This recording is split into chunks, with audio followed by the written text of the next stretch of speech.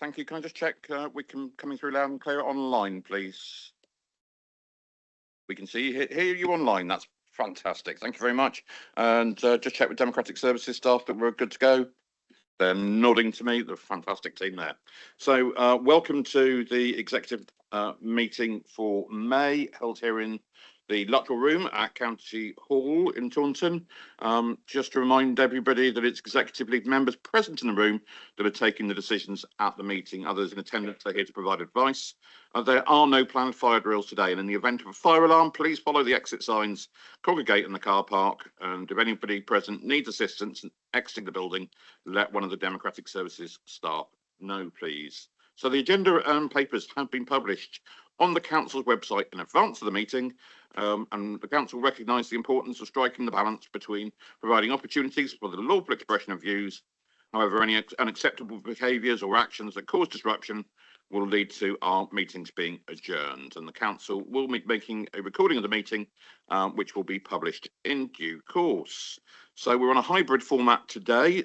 Executive lead members and key officers are physically present in the Luttrell Room in County Hall. Other elected members and officers may physically be present or remotely join the meeting to speak on specific agenda items or to observe. And the meeting is being broadcast, and therefore other members of the public and partners can remove the meeting remotely. If you are joining us online, can you please just note the following hybrid good practice? Please use the meeting chat function for purposes of the meeting, primarily to indicate that you wish to speak. Please only speak at the chair's invitation, say your name before speaking, and can we please have microphones and cameras off when not speaking, because it helps with the signal. Thank you very much.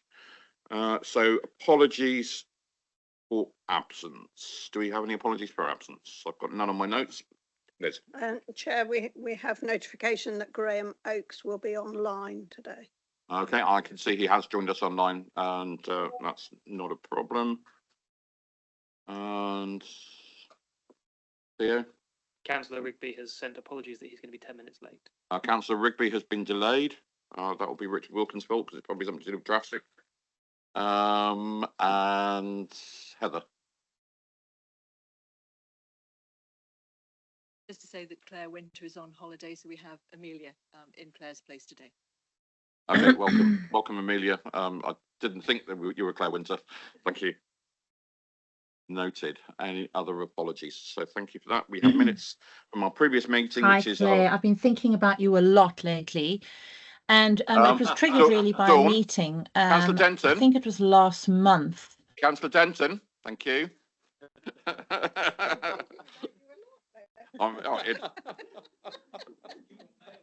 Well, I can confirm I've been thinking about Councillor Denton quite a bit lately as well. But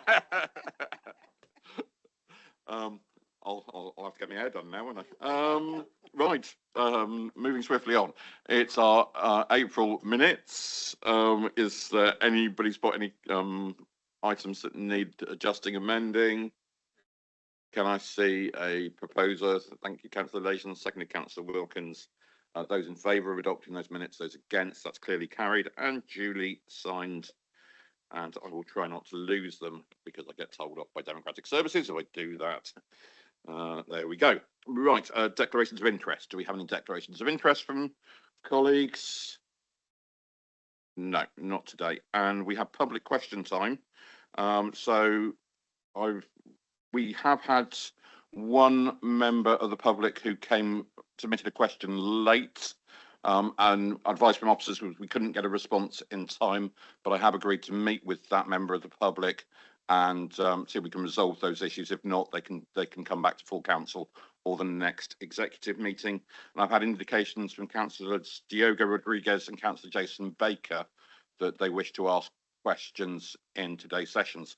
I have suggested that it may be a good idea to have members' questions on here as well as a standing item, because I think we're seeing a number of questions that at full council that are very welcome, but some of those could be better dealt with here at executive. So if we include that as well, it may just reduce that pressure a little bit on our full council agendas when we have such a big council.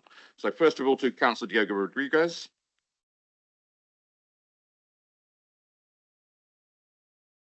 Thanks, Chair. Leader. The questions that I've submitted, essentially, they're the same questions that I asked at full council verbally, but haven't had an adequate response yet. So I won't read each word, but I have submitted them, and I hope to get a proper written answer from Councillor Rigby in good time, rather than waiting 6-7 weeks as I have done so far. If their questions I'm asking are around planning enforcement, I want to know exactly how many enforcement cases are in the backlog or in hand for all planning areas, east, south and west individually, and how many new cases have been received in the last 6 months in each planning area, and also how many full-time equivalent staff members are working in enforcement in those individual planning areas. Those are the questions that I asked at full council. And the second question, which was a late one, but I did notify I'd be asking it, is in regards to the Bridgewater Step Up project, which is part of the Bridgewater Town Deal.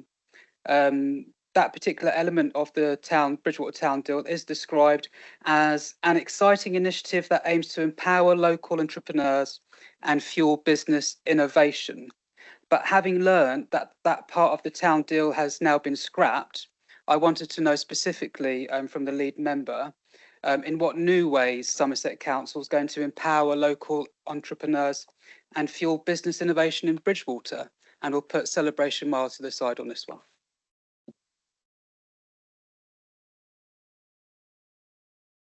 Perfect timing. Thank you, Chair. And thank you for your questions, Councillor Rodriguez. I'll start off with enforcement. We will provide you with a written answer with those numbers in as best we can. It's worth just saying, though, that at the moment we are 4 full-time equivalent enforcement officers down on the establishment figure. We found that those very difficult roles to fill, although discussions within the organisation, particularly with HR, have given us the go-ahead to add some fairly substantial recruitment allowances to the pay that we had been offering. So I'm confident that in the fairly near future, i.e. the next couple of months, we should have our establishment figure, so those 4 full-time equivalent enforcement officers back in the system. But I think it's fair to say that without them, with that number down, we aren't performing at the level that we'd like to be. But I suspect that within a matter of a couple of months, we'll be able to function at a much better level than we currently are. On the town deal, I'll have to take some advice on that particular issue, and we'll include that in the written answer to Councillor Rodriguez, unless anyone here has anything they want to add. Okay, so you'll get written response. And the detail that you wanted on the planning enforcement officers, and we take the reassurance that the recruitment process for those 4 vacancies is being expedited. Is that correct? Yeah. Okay. Thank you. And Councillor Jason Baker online, please. Thank you, Bill. I'm just coming to speak to you today as a foster carer, not a councillor, although I do wear both hats. I think it's fair to say that most people, if not all who foster, do this role because they care and want to help, not for financial reward. With that said, we all have bills and mortgages and we need to be able to pay to be able to help. I would say that we all want this to, we actually all want is to be treated fairly. Foster carers are self-employed and do not work for the council, so do not have any of the benefits that employees enjoy, like pensions, unions, holiday, and much more. In-house foster carers save the council thousands of pounds a week, as agencies charge the council far more than we receive as in-house carers, but in turn do pay their carers more and offer different support packages. This is a point that's very important to remember. In-house foster carers save the council thousands of pounds a week. Recently, without any notice to carers, all the consultation groups which are set up with Somerset Council's fostering team, in-house fees for carers were changed without any notice. Before I can explain further, can you even begin to imagine what would have happened right now if this had been done to Somerset Council staff without any consultation? 2 weeks after the new fee scheme was introduced, An apology was received and it was explained that this was an oversight. This was not acceptable, but we move on. In this letter, it stated that no in-house foster carers should be worse off and that a 3.5% increase had been applied to all. This took some investigation, as actually what has happened is that it has been given in one hand and taken away with another, meaning some of us are most definitely worse off. I personally asked and had a meeting with both Heather and Daniel, for which I'm grateful, but this did little to resolve or reassure me that this has been resolved. In fact, it promised a review in the summer and did not address the injustice that is now being inflicted on some of us. Somerset Council has rewarded single foster care replacements with a 3.5% plus increase, which is good news and will help to cover ever-increasing utility bills and all other expenses, although this will soon be swallowed up by the ever-increasing food bills and utility bills. But we accept this, especially in light of the financial crisis. The problem lies with any in-house carer who are kind enough to foster more than one child, of which many of us do, as there is such a shortage of carers. This has happened as the additional payment for the second and third placements has been scrapped without consultation. The reason we are told for this is just to simply simplify the fees structure. I'm sorry, but I don't believe this and feel it's just a cost-cutting exercise by the back door. I am one of those carers who fosters for 3 children and have had to cut my other employments drastically to be able to do this and to have the time to do this properly. So presuming that there would be no increase on this element of the second and third placement, which there probably should be, I am now £113.64 worse off a week, which equates to £5,909.28 a year. I ask, would any officer or other member of this council accept a cut of nearly £6,000 a year with no consultation? Now, I think back to my earlier comment, in-house foster carers save the council thousands of pounds a week. I know of one in-house carer who is in the process of signing with an agency and 3 others who have interviews with fostering agencies in the next few days. This will be a massive blow to the council's finances and will certainly mean that any savings expected to be made by this cut are lost by losing people to agencies. To add injury to insult and deal in-house carers a further blow, members of the Somerset Fosterers Carers Consultation Group, who are meeting at the same time today, received their agenda on Friday, which now proposes further changes to in-house fostering fees. Amongst these, the suggestions are to move to monthly payments, which would be impossible for some, especially short-term and respite carers, who have changes in placements on a weekly basis. The next is that bonus payments are going to be given to carers who do not take respite or holiday. This I find absolutely disgusting. Some carers will use this to help prop up their finances, yet in all the training we receive and all the advice we get from our supervisors, social workers, they all say we must care for ourselves and watch for burnout and carers fatigue. Somerset Council will now be actively promoting 365 days a year with no breaks or respite. Could you as executive members or directors accept this? We already have far less training available to us, less support groups, and are now going to be more isolated by potentially having no respite due to using this bonus to help with financial situations. Please remember that most children we care for have several needs, some more extreme than others, and we provide care for these children 24 hours a day, 7 days a week. We do this job, as I've said, because we care. And I personally want to work directly for Somerset Council, as I completely disagree with money going to private agencies and companies, but do feel, as others do, that we are being mistreated by Somerset Council and now feel completely demoralised and undervalued. Foster carers are not greedy people. We are people who care, and I urge this executive to be caring in return, which is what our leader, Bill Revens, has said to Somerset Council on many occasions, that Somerset is a caring council. I would urge you to reintroduce these fees that have been removed whilst undertaking a full review and consultation, as once carers leave Somerset Council, you won't get them back. So I'm asking you today, if you as executive members value the work that foster carers do, if you will all back us to get these fees put back into place, if you would stop other proposals and changes backdate them to when these were removed last month, and if you will agree to only do anything once a full review of the fee structure has taken place with consultation, so that we can all move together and give the best care and support possible for the children of Somerset. Thank you. Thank you very much, Jason, and just want to echo the appreciation for all that foster carers in Somerset do to support our children. Very aware that this is Foster Care Fortnight, and thank you very much for bringing this issue to our attention, and ask Councillor Heather Shearer to respond initially. Thank you so much, Chair, and thank you, Jason. And just to reiterate what Bill has said, there is no intention to devalue or not show our appreciation for our fabulous, I think it's 147 foster carers we have at the moment. So they're all worth a lot of money to us and a lot of good to our children. I just want to start by saying how we came to this place, if I could. And of course, anything I say here, I will give that a written answer to you as well about it. So just for the kind of focus of this or the context of this, we are obliged each year to look at, quite rightly, look at the foster fees and allowances.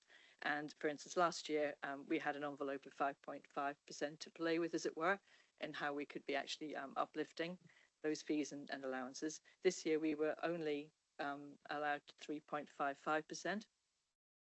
Previously, in previous years, we have not always, I have to say, necessarily just given that 5.5% to every single carer in every single circumstance. We have in the last couple of years varied the amount, provided we stayed within our envelope of 5.5 previously and 3.55 this year. We were intent not for anyone to be worse off, so I'm really sorry to hear that you are £113 a week worse off. That was not our intention. I'll come on to that in a second. We also did want to improve the basic allowance for those people coming into the service. We realise our basic allowance is lower than our local competitors, as it were, or councils around us. And we also wanted to pave the way to improve, because we do have currently a business case in the making to open up that kind of dialogue about improving our remuneration, if you like, for these very, very important people. So with that, what we did was, and I'm sorry if you missed out on this one, but there were a couple of consultation sessions, I think one in person and one online with the consultative group before this paper went through and before these changes went through, and things were raised, it was raised there and discussed about the different things we were going to do, and we didn't get any kind of pushback from that, so I apologise if the wrong people were in the room, but certainly we had the consultative group there. So we ran those two sessions. What we're going to do going forward, of course, the apology was principally because it came to people out of the blue, because if you hadn't been at that consultation meeting, you might not have known about it. And through a failure, which we've apologised for, people weren't told in advance before it started to kind of hit the press or hit the media and come out. And that's not the right way to do something. So going forward, I said there is this business plan in part. We absolutely understand, and I'm grateful entirely for the council's support, the executive member support, that improving the remuneration and the recruitment and retention capacity for keeping our foster carers is absolutely integral, not just because it does save, as you say, Jason, it saves thousands of pounds a week. It also gives a much better life for our children and better starts for our children to live in a family, a loving family home, which is what foster carers do. So we've got this plan, the business plan that's being drafted, but the intention, and you mentioned it, is to be meeting with the consultative group this week and then running some workshops through the next 2 weeks. Not because the things that you've mentioned, Jason, are absolute givens that we're going to do any of these things, but to say if we want to at once both simplify the way our fee structure works, and at the moment it's quite complex, we also need to look at what levers we can pull to make sure the right money gets to the right people for the right reason. The things about, for instance, respite, which you're talking about, some people would probably prefer, and I'm not saying we want people to take the money instead of having respite. We absolutely want our carers to have respite, but we need to be making decisions that everybody in the foster caring community agrees with. So that's one of the things we might be thinking of. We might be thinking, not thinking of, but putting out there to be discussed. Similarly, how can we support and improve the community of foster carers to support each other through things like Mockingbird or other initiatives? Our carer support team, we know, is under-resourced. We need that has to improve as part of the business case, the way we communicate with you and data. And things like therapeutic education as well around, and some housing options, but therapeutic education is one of the biggest things that you have, and I know another one of your colleagues has spoken to me about it, is keeping our children in school makes it a lot easier for foster carers to do their job. And if you cannot work, if you have got a child who's not in school or runs away from school, which sometimes can happen. That's important, how we keep our children in school. And then also looking at things like how we can support people with housing options or improve the capacity within their own homes in order to make taking that 1 or 2 or 3 children so much easier. So that's all part, there's no decisions about what we would want to do. We're just trying to put those out there to be discussed. So the business case is very live at the moment and will be informed by what happens in the next couple of weeks when we speak to our carers. It's absolutely our intention. Of course, it's a business case, so we are subject to scrutiny, if you like, from our colleagues in finance and the rest of the team, because of course any transformation project has to be considered in the round of all the other transformation projects that come forward. But given this is such a priority for the council, I'm hopeful that within a few months we could actually get somewhere with this, because we know our fee and allowance system isn't working. Just to say, we do value our carers, and I'm so sorry that it's come out. It looks like we don't. We absolutely do. And with your help, we can make sure we can get a fee and allowance structure that will work for the carers, not just for the council. Thank you, Heather. And just to reiterate the apology you've already received, Jason, from Heather and officers in regards to the consultation, and hopefully we can find a solution to move this forwards. We do hugely value the contribution that foster carers make to the individual lives of so many children in Somerset. I think we have 630 children looked after at the moment, and many of those are in foster care, and we do hugely appreciate the work that is done. And apologies if any communication has been mismanaged. Okay, thanks very much, Jason. Thank you.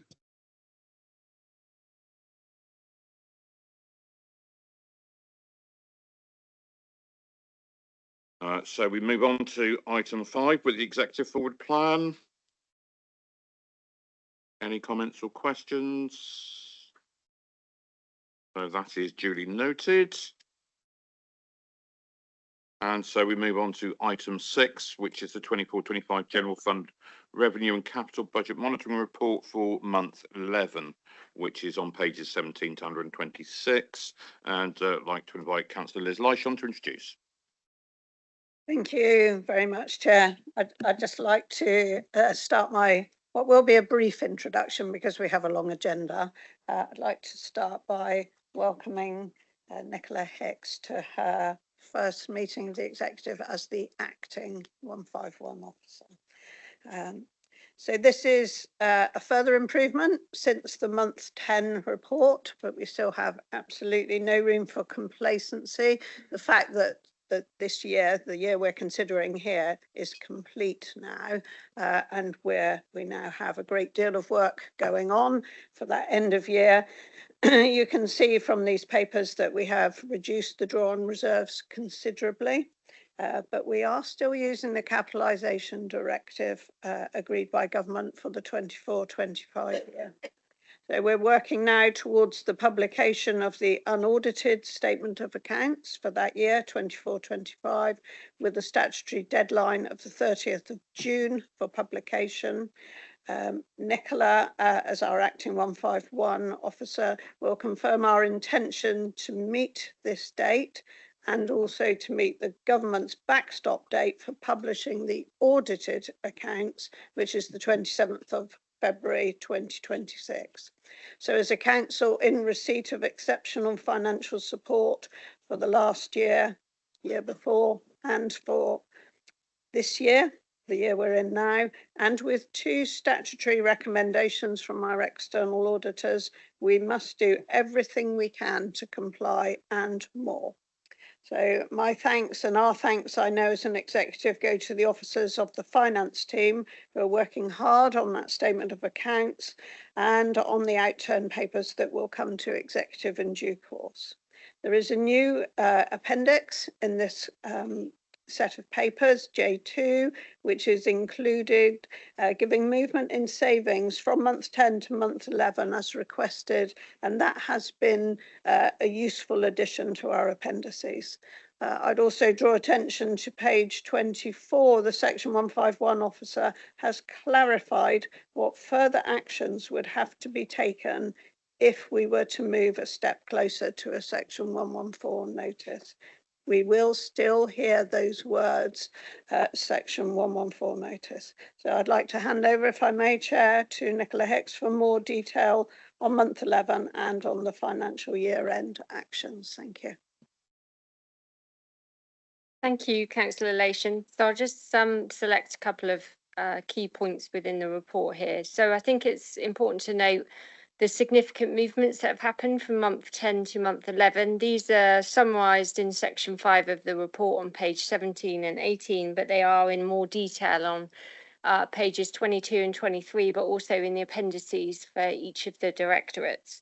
I think normally we would have seen significant movements in our people-based services, but actually you can see the modelling work that the finance team have been closely doing with the people-based services mean that actually that swing isn't there between month 10 and 11, and actually the swing is coming into the place-based services, because you can see the increase in the underspend is coming from community services and climate and place services. So I think there's further work to be done there with the services. You'll remember, as part of the outturn report for 23-24, we did some work around why that position came in different than what we'd originally forecast and what could be built into the budget for 25-26. I intend to do the same when we're looking now to build 26-27 budget. So we will go back to 23-24, see if any of those movements follow through into the next year, and then onto the to set the budget for 26-27. But I am expecting the movement to be less, given that a lot of these underspends are coming out in terms of holding establishment posts ready for that substantial saving that's been built into the budget for 25-26 coming out. So obviously that won't be in the figures for this year as we take the monitoring through. Just in terms of non-service, they're showing a big swing in underspend there. You will know before we mentioned about asset sales and the timing of asset sales from when those receipts come in. And because of the deadline on some of those asset sales, we did see a significant amount of income come into the authority in the last 2 days of the financial year. The Treasury team are always quite nervous about forecasting for that to come in, just because of the variances that can happen with property sales in terms of handing over with solicitors and completion dates.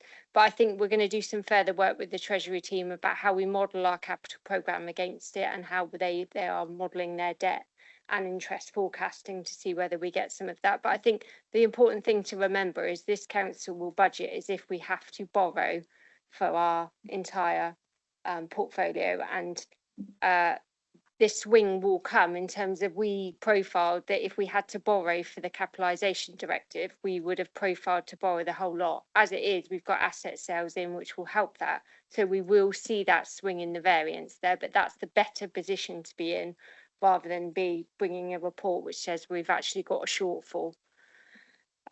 Just moving on, just down through the report, I think the important sections to note are the mitigations, as I've already said, which is on page 24. So there's just the focus there on what the team will continue to work on as we have closed down this 24-25, and as we look at 25-26. In terms of the delivery of savings, which is on page 25, Councillor Lation said there is an additional appendix which is really helpful, which is J2. It does show the movement in where we thought we were going to be in terms of the delivery of those savings in month 10, and actually what the swing is to month 11. That, I'd say, is a really key document for especially for lead members to challenge the services around their delivery of their savings and how that change has occurred and why that change has occurred, and to understand where those movements have come from. That is one of the questions that we did get in scrutiny in terms of what's happened for why we thought that delivery of that saving would occur to why it's now showing has not occurred. And sometimes it's where the saving has been thought that it's going to be achieved because we've put in an action such as increased charges, but actually then what you see is that reduction in service because people don't want to pay the increased charge. That means that saving is not delivered because actually we're not getting the additional income, even though we would have put the charges up.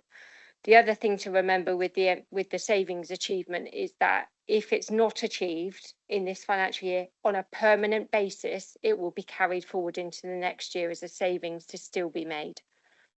So there's been lots of question about why services feel that they've mitigated some of their savings that were to be achieved by carrying out other things or having other savings or other income that they could offset against that.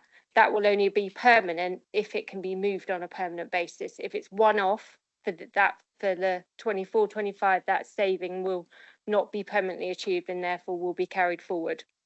That's when then, if they can't achieve it on a permanent basis, we need to then look at what is the effect on the budget and what alternative could be put in place.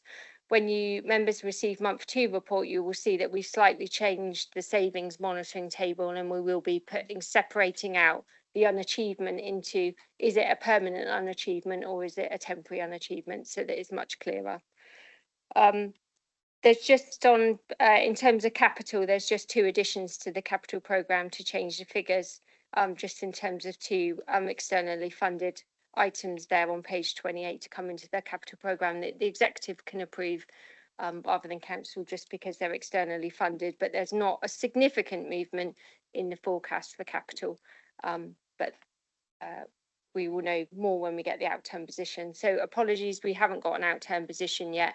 The team are still finalising some movements, some accounting movements mainly, in terms of finalising the outturn position, but I hope to get the figure, or at least for me to have a figure this week.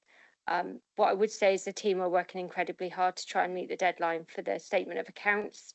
The original date, statutory deadline, was the end of May. That got extended nationally to the end of June. They are on track to complete and publish our statements, unaudited statements, by the end of June. That is in preparation for external audit to arrive in July to start our external audit, and they will be auditing 2 sets of financial years. So they will be carrying out an audit in relation to 23, 24 and 24, 25. So that is going to be a significant impact on the team in terms of the amount of resource they're going to put into it, and they expect it to be matched. So that is going to have quite an impact, but we do need to ensure that we do meet their requirements and to try and get the council out of the position of having being able to get back to having their accounts audited in the normal way. I'm happy to take any questions. Okay, just first of all, looking at executive lead members and associate lead members for questions. Councillor Sarah Wakefield. Thank you, Chair. And I'm very pleased to see the direction of travel, and to hear that we will hopefully be in a position to submit our accounts, as you say, by the end of June. That would be fantastic, particularly as it's 2 years. I just wanted to clarify some of the points about adults services, just to make sure people understand it. At one point in the report, I can't actually find it now, I'm looking, it talks about a surplus in direct payments. And where that happens, it's because we reclaim overpaid monies in a change of circumstance in the household. So we do get them back. I think it refers to one backdated payment, which has also caused quite a large one, I think, that referred to on page 38. Just wanted to reassure people about what we claim back.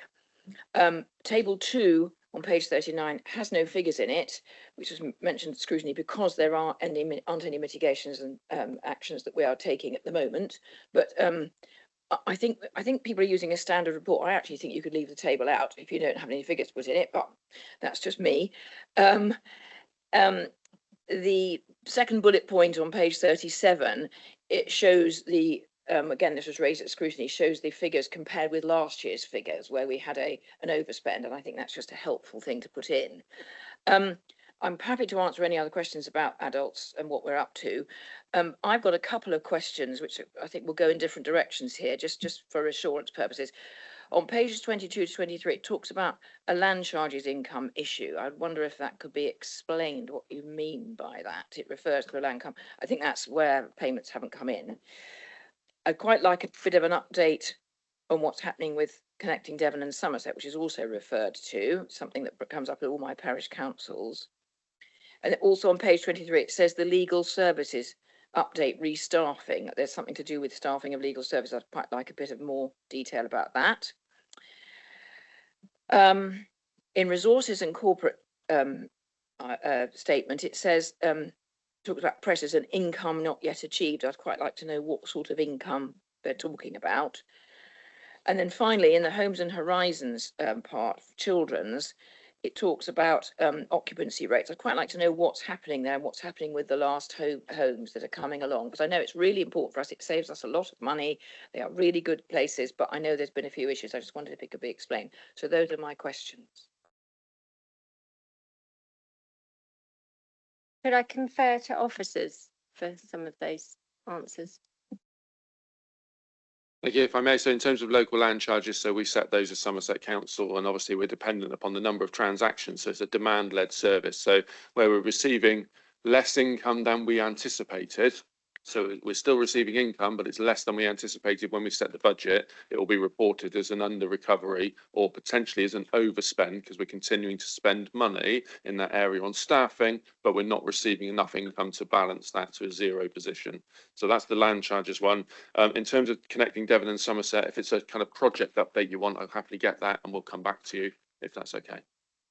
Just say about the land charges, is that because of the slowdown in the housing and market? I mean, there's, you know, that's where you use land charges mostly, I think, and they do them online now, the searches, don't they? But you still have to pay. Yeah, so it is in terms of transaction numbers, we're seeing a drop off and therefore that impacts on our income. Yeah. Thank you, Chair. And just in terms of legal costs, it's fair to say that we never really inherited a complete service following local reorganisation. In addition to that, we've had a number of different staff changes through that period since vesting day. We did secure, following agreement by Executive and Council, additional funding in order to ensure that we had enough opportunity to rebuild the service. As part of that, one of the elements is the restructuring exercise that's been completed, but also ensuring there was a one-off fund to address any short-term locum costs and beginning to work out how we then transfer those those locum staff to permanent where they're able to do so. So a plan is being developed in order to address those particular pressures and effectively instill the restructure process that's been put in following the reorganisation back in March 31st. How long do you expect that to go on for? I would anticipate that most of this financial year will be part of that process, because it won't be a quick process to be able to look at the restructuring, both embedding that, ensuring that those posts are recruited to, but also then stabilising the team. There are some areas where the use of locums will be required and necessary, given the specialist nature of the legal advice that's required. But I would have thought it will take most of the financial year in order to address those particular issues, address the pressure prior to the commencement of the financial year next year.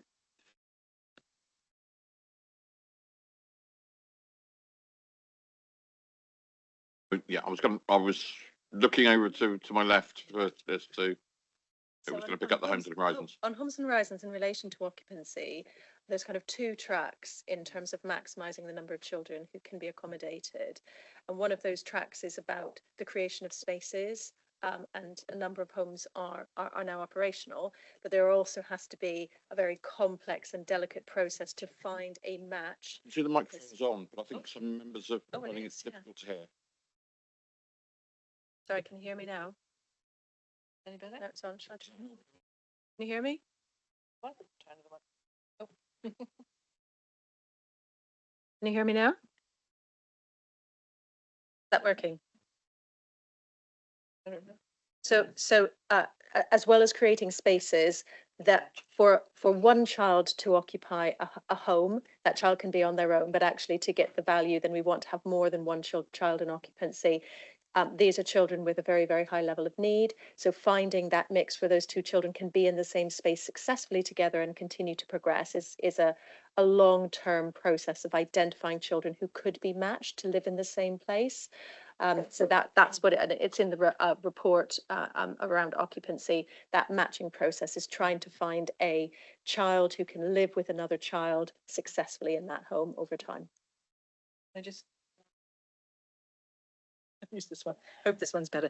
Yeah, thank you, Amelia, for that. And I just wanted to say, because it's been occurring to me for a little while lately, that there's also, when you're talking about creating spaces, of course, I think Home 7 now, the 8th home is being got ready, let's say. But there's also, always had a plan to have a number of homes which would have pods and annexes in the gardens. There have been some delays around that, but there's at least one that's in now, a second one is coming in.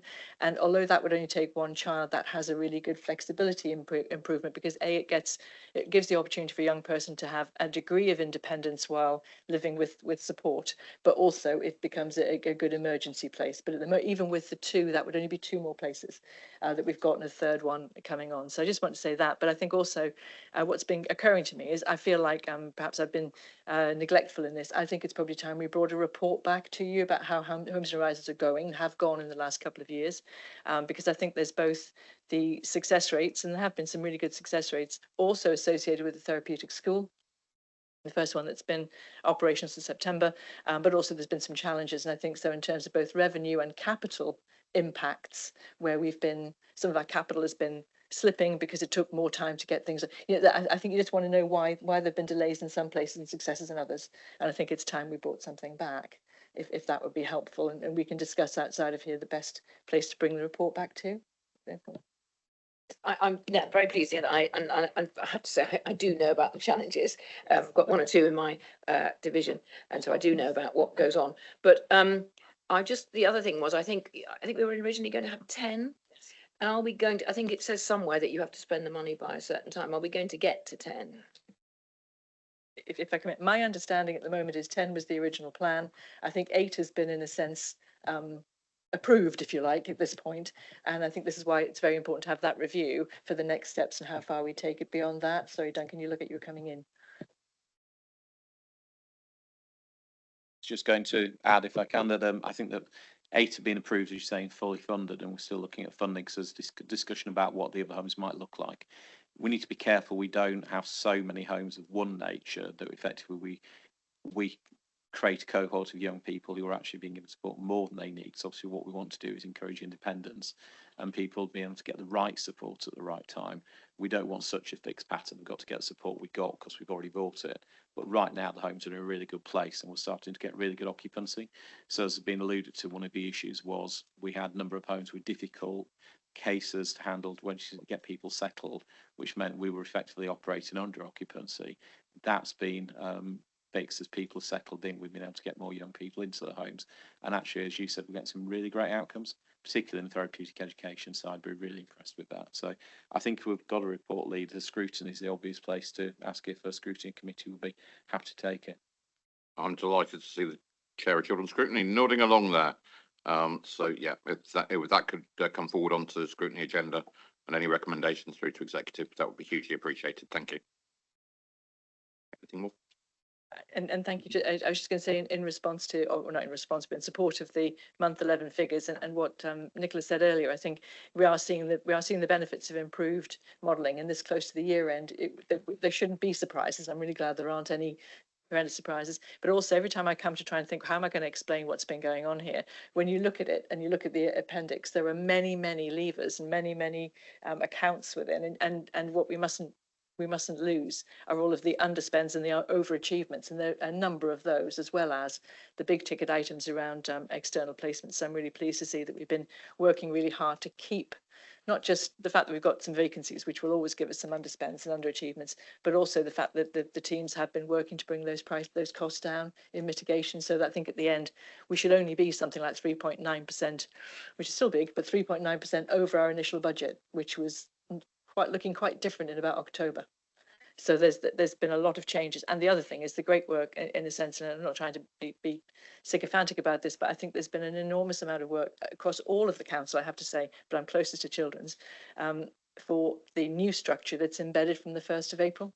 And a lot of our hopes are kind of pinned on how we make the change to the structure, how we deliver things differently and better. And that, Amelia sat next to me, has been massively instrumental in that, because I think it's probably the biggest change in Children's has been in your area.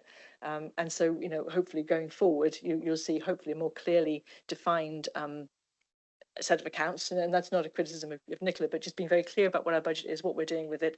And so it all makes a lot more sense for people who are trying to read it as well, who aren't as close to it, if I may say that. If I could just go on just also to say just more widely, or question, when reading through the papers as a whole, all of the appendices, public health, and it's not my area. It's Graham's. I'm sure he's online. But I always think public health doesn't quite sell itself short. But I know it has it's done an annual report, and that's excellent. But they do an awful lot of good that touches a lot of the whole council and all of our residents. And there's only a paragraph describing what that is. Now, this is a finance report, but you know, I guess it's just that thing about do take care to read the public health annual reports, because it tells you a lot more about what they're doing in there. Just felt like it was missing a little bit. Oh, thank you, Heather. Nicola? I think your final outstanding question was just in terms of resources and corporate services and the reduction of income. That is detailed on page 74, Councillor Wakefield. So there's a number of elements there just in terms of why that reduction of income is there in the second paragraph.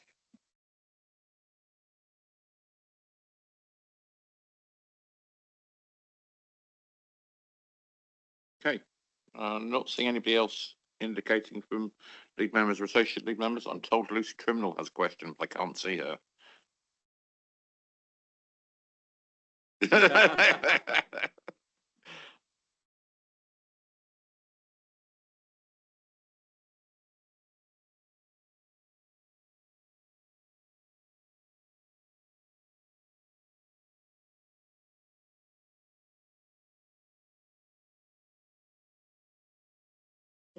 So housing, other than the HRA account, has now come under adult services.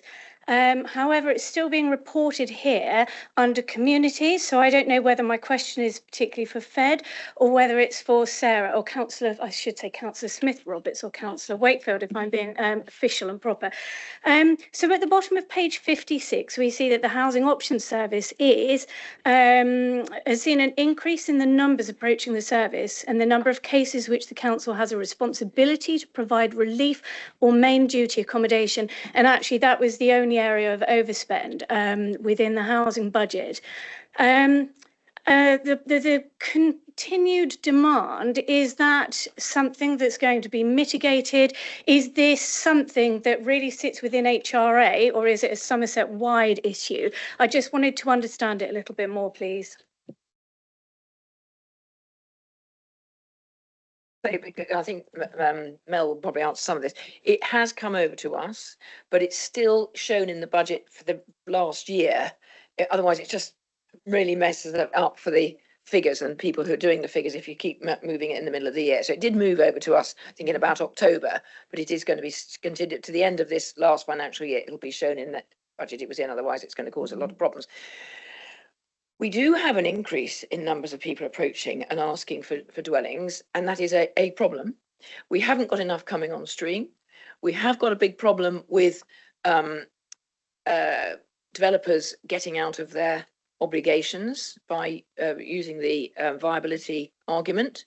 So that is a huge thing that's happening to us. On the other side, our housing options team are working incredibly hard to bring forward dwellings and are having some success with that. They really do engineer the relationship between the developers and the council and what we need and how we can bring it forward. So they're doing that. We're getting further government support as well. And we've also, as you know, issued our strategy for homelessness and housing, and that's also being implemented at the moment. So we're doing what we can with this. It's very difficult to say why it's happening.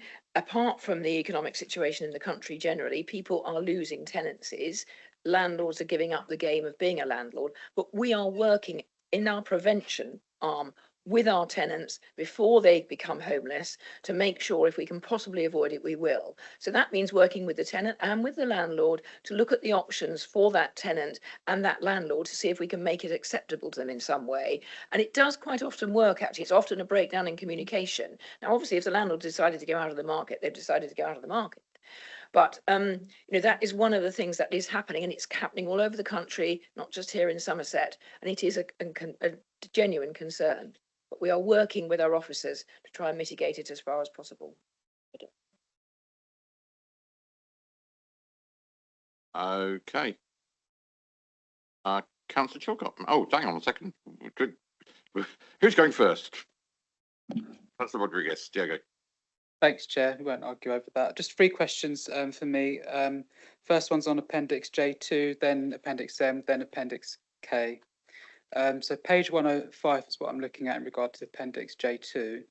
And I know it's been mentioned. I'm pleased to see that movement from month to month sheet. That's really helpful, and it saves me from having to go back for previous council papers to compare. So thank you for doing that piece of work.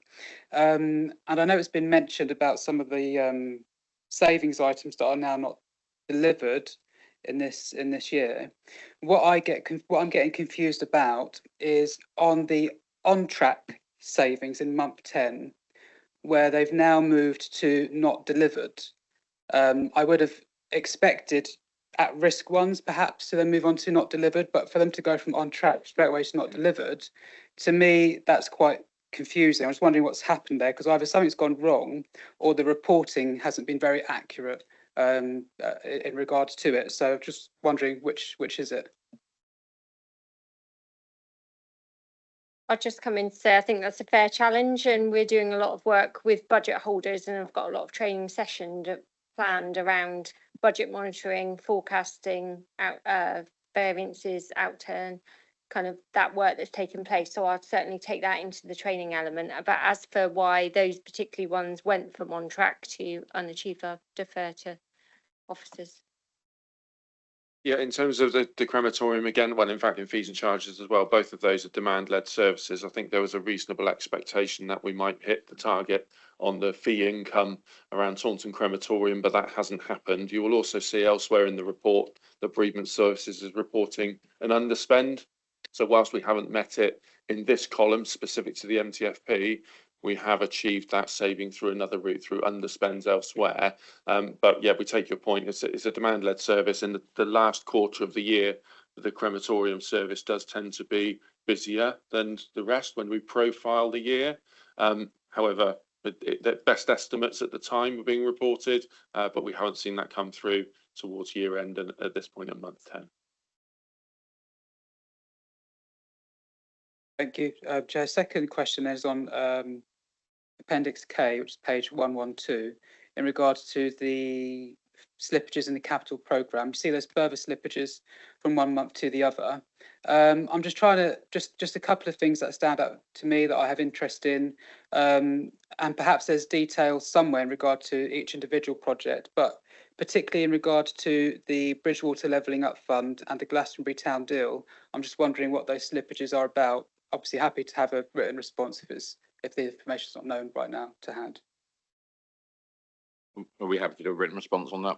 Yeah, okay. It's the whole set. Yeah, absolutely. And the very last one from me, Chair, is on Appendix page 122.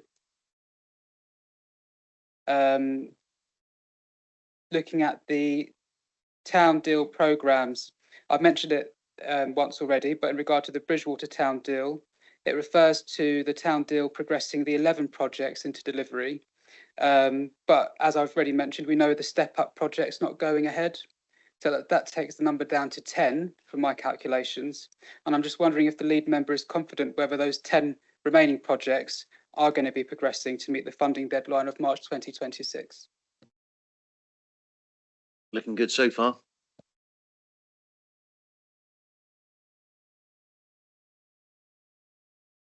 Thanks, Chair.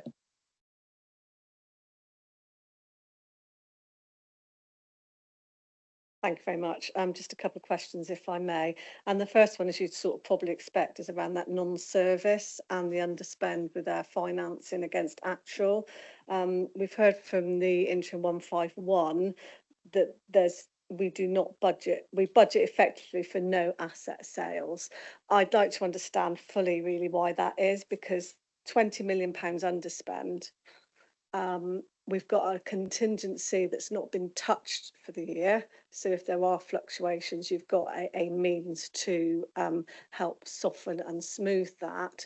And my concern is going forward, you could effectively be in a position where you're finding £20 million worth of savings that you don't actually need to make, or a proportion of it, if that was calculated a bit more effectively.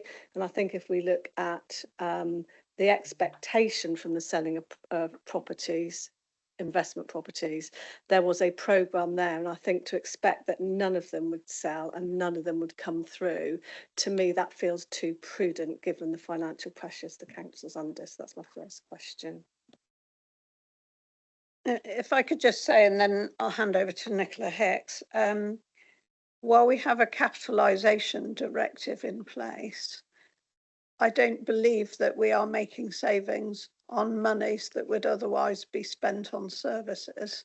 If we saved all of the reserves in the previous year and then needed less of the capitalisation directive, that would make me happier. Nobody, when Maria Christofi was with us as the 151 officer, she said we are looking at the best part of £80 million of one-off monies when we set that budget.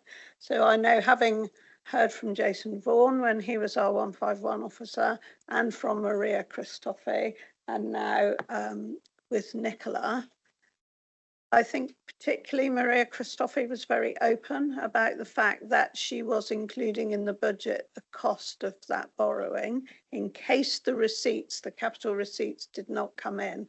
I will always support that approach, and I really hope that we get past needing that approach, because if we do, it means we've got past using one-off monies when we set a budget.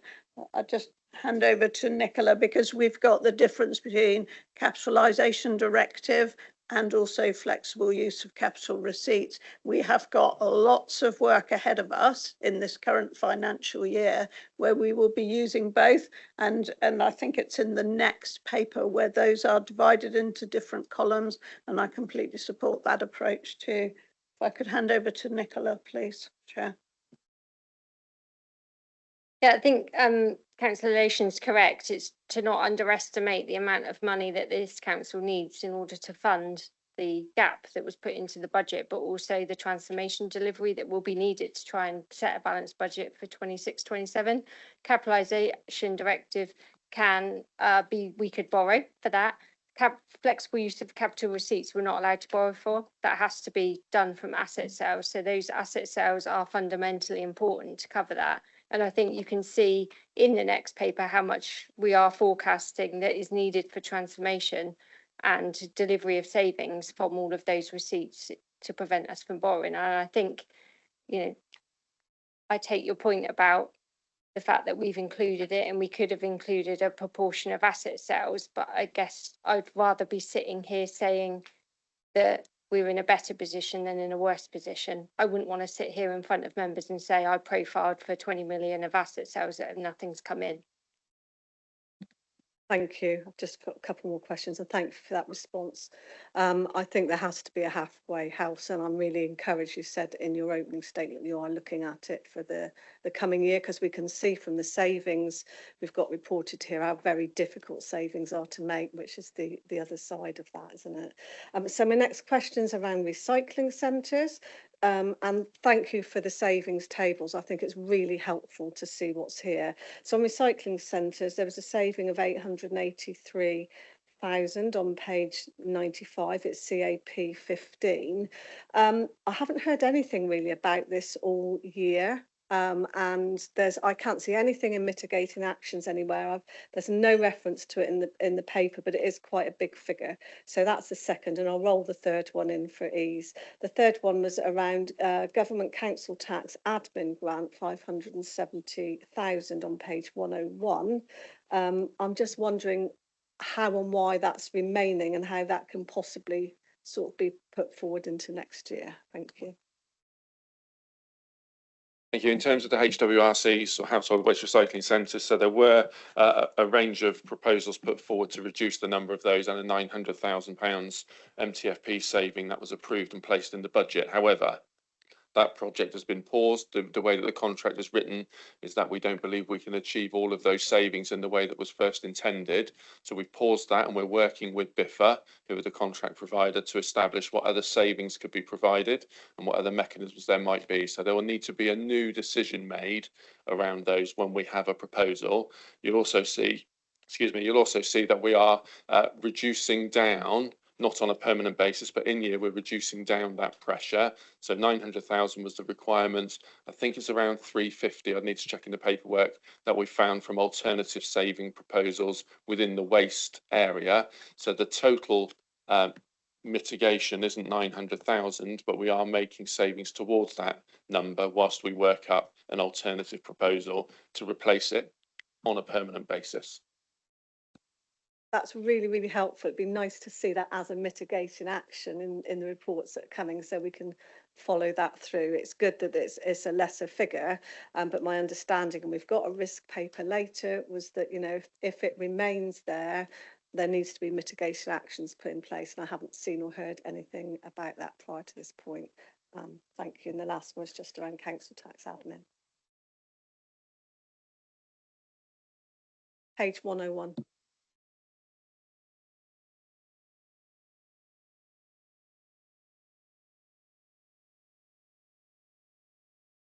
Sorry, can you just repeat the question just so that we make sure we answer it correctly?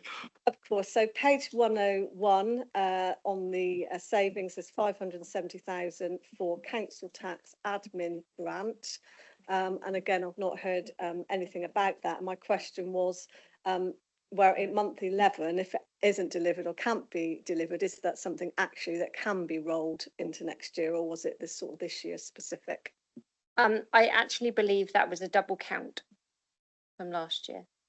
So that's why it's now shown as unachieved, but I will get a written answer for you just to confirm that from the head of Webs and Vens.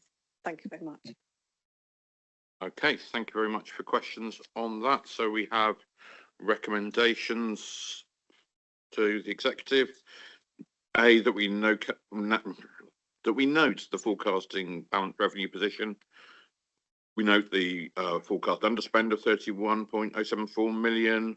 And a forecast underspend of 25.014 million within the Services Directorate, and the corporate contingency of 6 million, which remains unallocated, has been released into the forecast outturn within the budget lines on table 1. Note the planned use of reserves of 36.8 million from the medium-term financial plan support towards the budget, forecast reduced by 31.074 million to 5.726 million due to the forecast.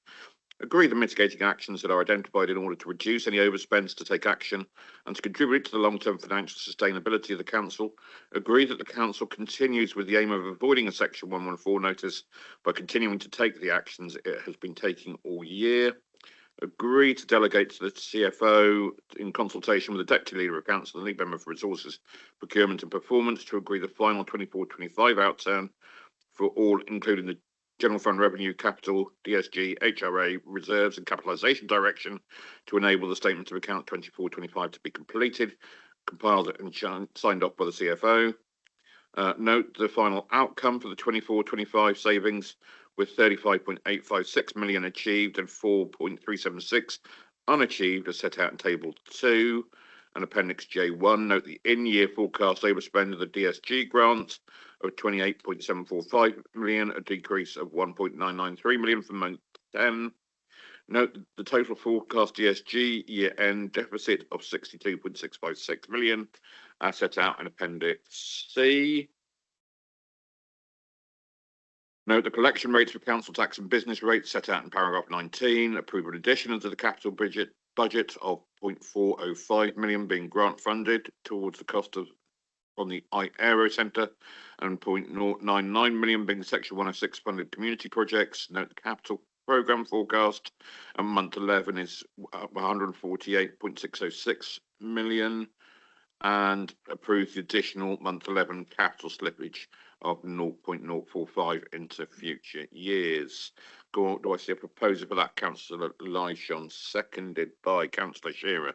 Those in favour, those against, that is clearly carried. We move on to our medium-term financial strategy update and ask Councillor Liz Lyshawn to introduce. Thank you. Thank you, Chair. So this is an update to the medium-term financial strategy and plan, giving us a clearer picture of the work ahead of us before the budget setting for 26-27. This paper has been to corporate and resources scrutiny at the end of April.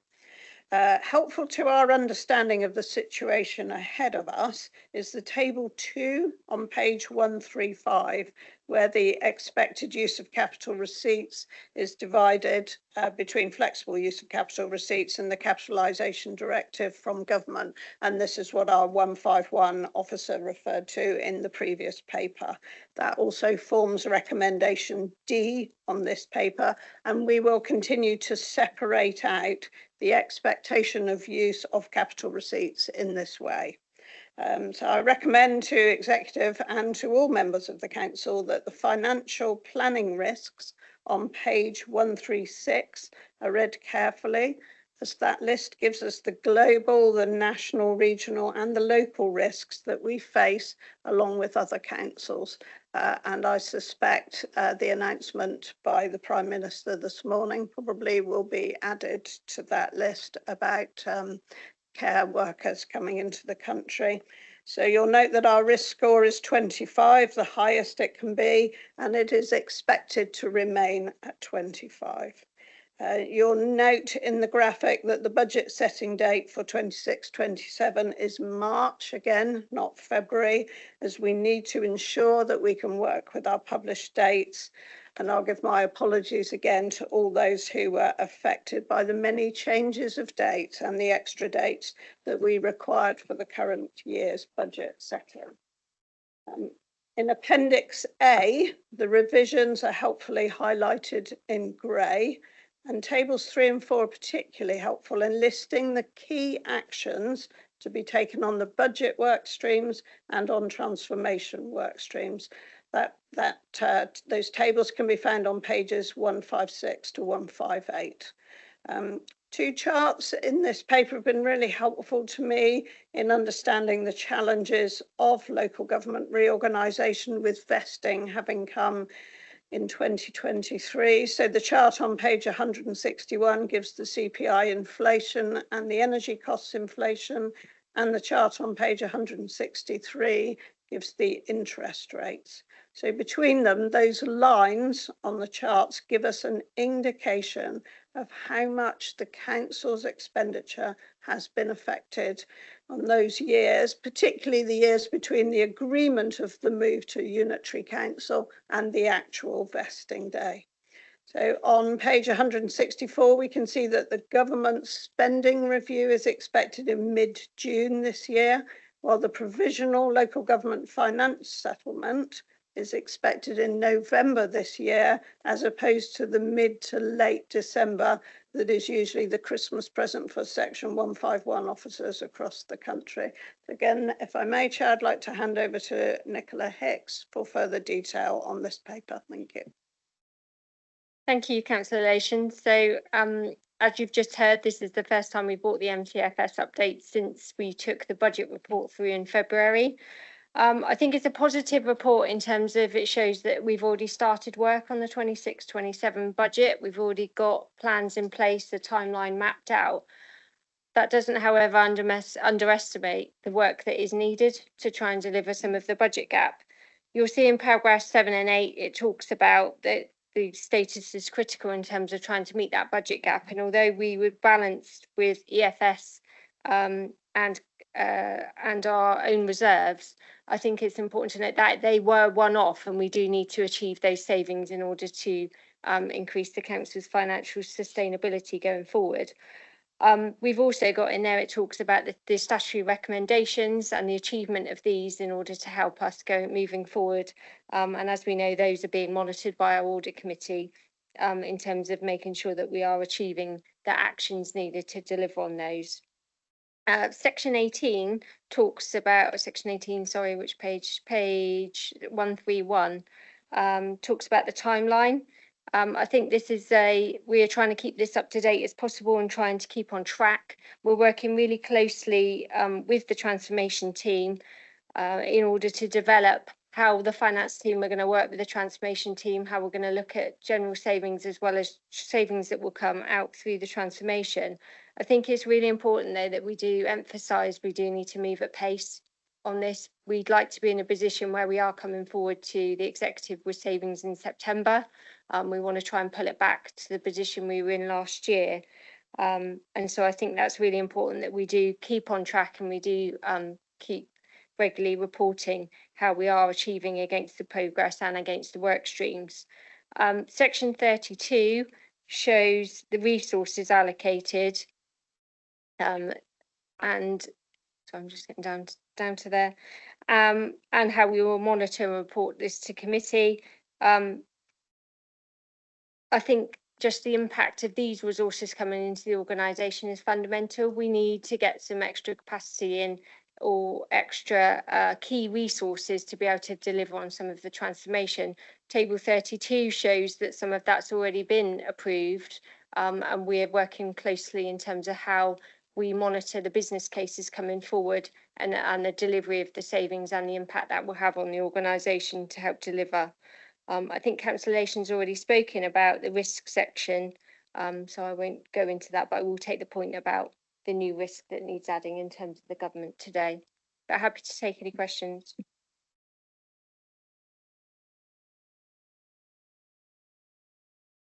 Hello, Sarah. Yes, thank you. First of all, I wanted to say that where it shows the budget gap for next year, presumably that's kind of worst case scenario. I just wanted to kind of be clear, because I will get asked about this by my residents and saying, how come you haven't done so much work and you've still got a huge gap, which we know about. But I think that it would be fair to say that it doesn't include things like government handouts. I don't think it includes the things that we may get in, but we don't know yet. Because I think I quite accept you have to put a worst case scenario. So that was my first point, really. There's something about reclaiming 100% of costs on services where permitted to do so, and I'd quite like to know which services we're talking about, because I know we like to claim costs, but I think some of them we've got fixed costs we can claim back, so the government sets it, and some that we can. I mean, presumably, as a rule of thumb, we would like to claim 100% of costs if we possibly can. Otherwise, and with any business, you'd be running at a loss if you didn't. So where I've got some figure down here of thanks. On page 138, it talks about a consultation in February 25, but either that's already happened or it's February 26. I'd like to know which way round that is. There's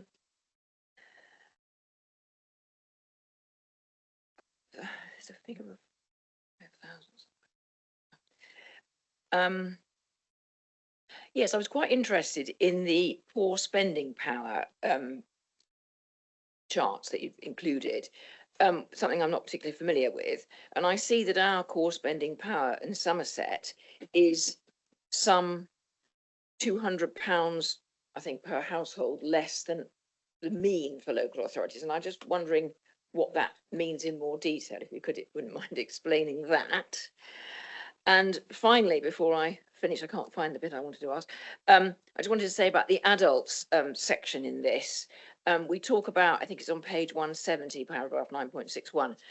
We talk about the CHC, which is the continuing healthcare, and also the section 117, which is also where people who've had a mental health act have been detained under the Mental Health Act stay for longer than a month. They then have to be looked after under section 117. We are doing a review with the NHS, who themselves are undergoing a massive review at the moment, as people will be aware.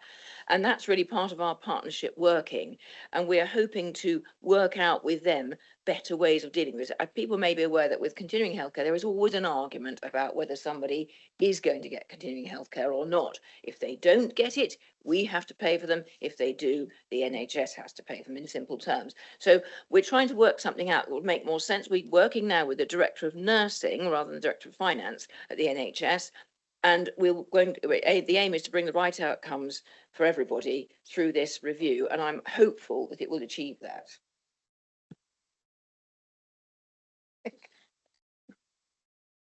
If I could just pick up, the consultation was in February 25, it will be in February 26, because actually the only bit of council tax setting where we absolutely must consult is with the business community. So we always will. We did it in February 25, that was done on Teams. with Maria Christofi, and I would say that that was a successful approach. And since then, I've had approaches from others in the business community asking for specific teams briefings like that, particularly on business rates and other things. So the Revs and Bens team are incredibly busy at the moment with data migration as we prepare to move everything into the one piece of software, which I'll sleep a lot better when we've achieved that. But that will be quite a bit later in this year before we see that. On the core spending power, this is something that's of great interest to me because it's probably the only way you can compare, although you're not comparing demographics and you're not comparing banding of council tax, but core spending power is something of interest because it's been reported to me that it doesn't take into account when council tax didn't go up by the maximum possible. So if that's correct, the figure for Somerset will be showing us higher than it actually is. But I haven't had that confirmed. That's a piece of work that I need to continue on because that's really interesting to me that core spending power, which is the figure always used by government, and it includes some things and it doesn't include everything. I think it doesn't include business rates, but if it includes council tax at the maximum it could have been if it had gone up by maximum every year, then the figure for Somerset will be misleading. So if I could hand over, I don't know much about continuing healthcare plans and costs, but I understand the need for us to be working with the NHS and the ICB really carefully on that. I don't know, Nicola, if you want to add. I was just going to answer a couple of your earlier questions. So I think you're referring to the table 1 on the page, on the top of page 132, which shows the budget gap of 101. We hope this is the worst case scenario. We hope to see that growth figure of 56.47 billion come down with the work that we're doing through the transformation plan, but also through the work we're doing with modelling with the looking at all of the elements of growth there to see if we can get that down. Ideally, in this table, what we want to see is that growth figure come down and the savings line above go up. Sorry, can I just ask a supplementary question? This is I found out what I wanted to ask there on that table. Why is the income and other items for next year £45 million less than this year? Yeah, it's just minus the one-off monies until we get the settlement in. We won't know if what additional money we would get from for 26, 20. Doesn't mean we've suddenly lost something. Income. No. And then just in terms of what you spoke about in terms of cost recovery, I think fees and charges, we looked at fees and charges last year. I think there's further work to do on fees and charges, certainly in terms of, because of the situation we've been in with LGR, I'm not sure we've got 100% data around the numbers in relation to fees and charges. And I think we need to do some work there. We also need to look at the cost recovery element of that and making sure we are getting full cost recovery.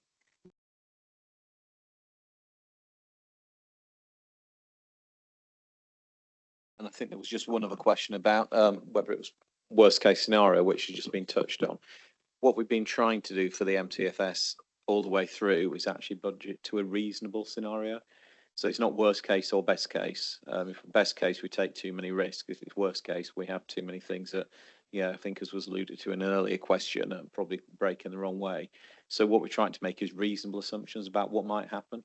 But we just have to bear in mind that we don't have a financial strength right now to get lots of those assumptions wrong. So we are in a much better position than we were 2 years ago. It definitely feels like we've turned a corner financially.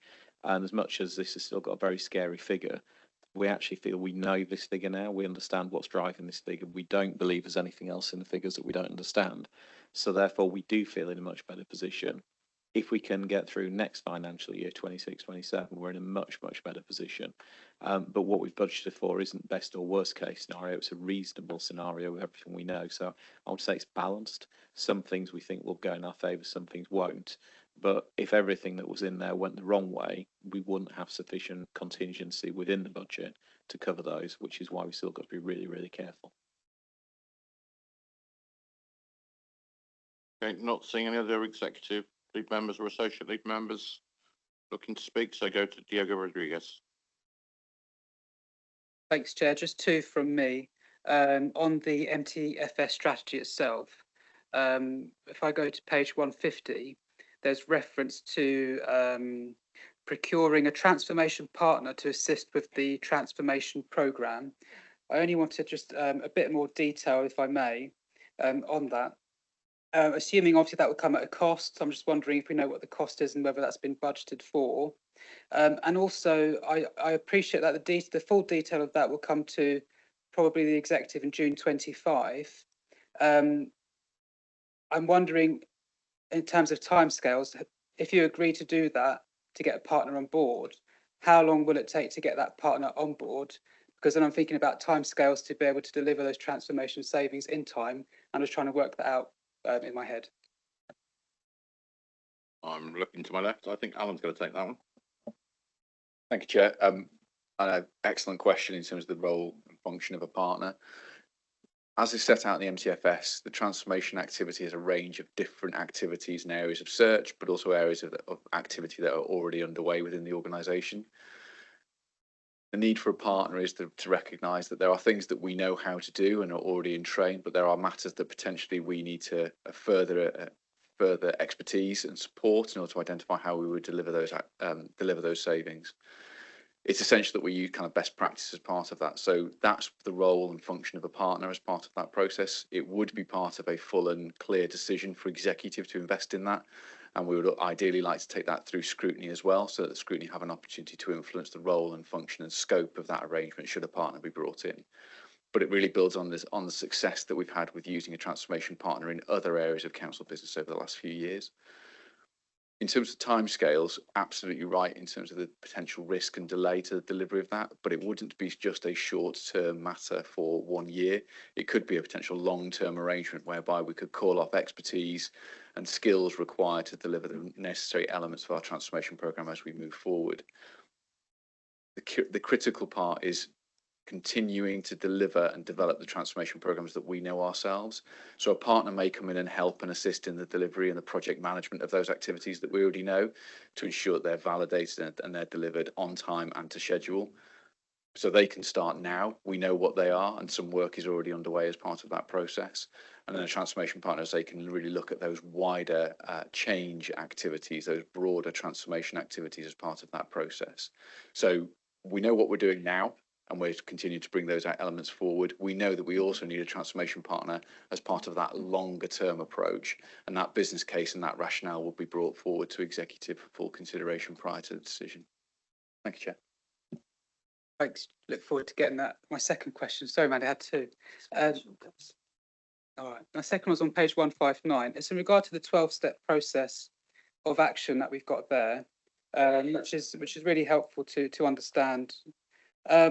But what I do want to understand further is, and I know you can't give me a definitive answer, but how long would you expect between step 1 and step 11 to take place?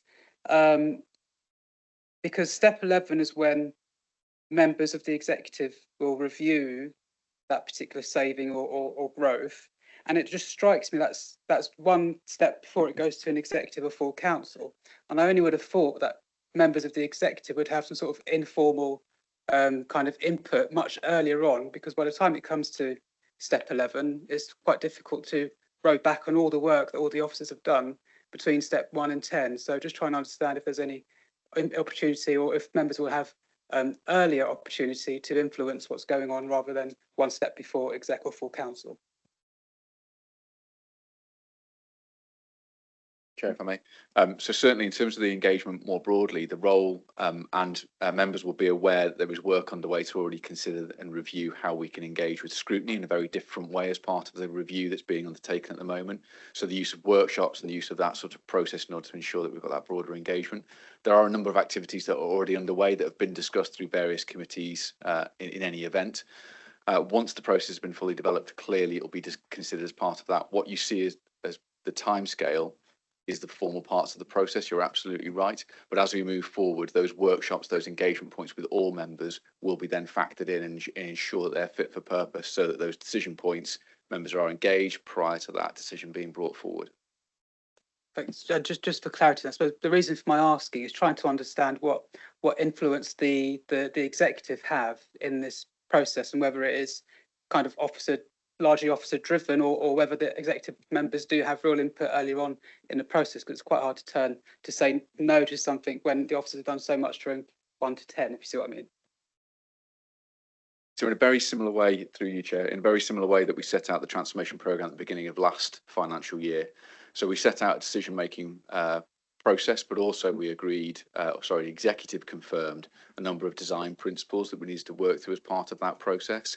In establishing the medium-term financial strategy in the same way, we have a number of design principles and areas of search being developed. So that is exactly how we get that, ensure we have that very clear member view on those matters and areas of search. It is then for officers to then come back and refine, develop and state how each of those elements could be developed and what the individual interaction would be as part of that process. Clearly, as I've stated earlier, part of the element would be as if we have a theme or an activity that's identified in the medium-term financial strategy, validating that's appropriate, real and is fit for purpose and will deliver savings, and the detail of what that is likely to be. And that's exactly the process we went through last financial year, and it's the same process we would ensue for this financial year.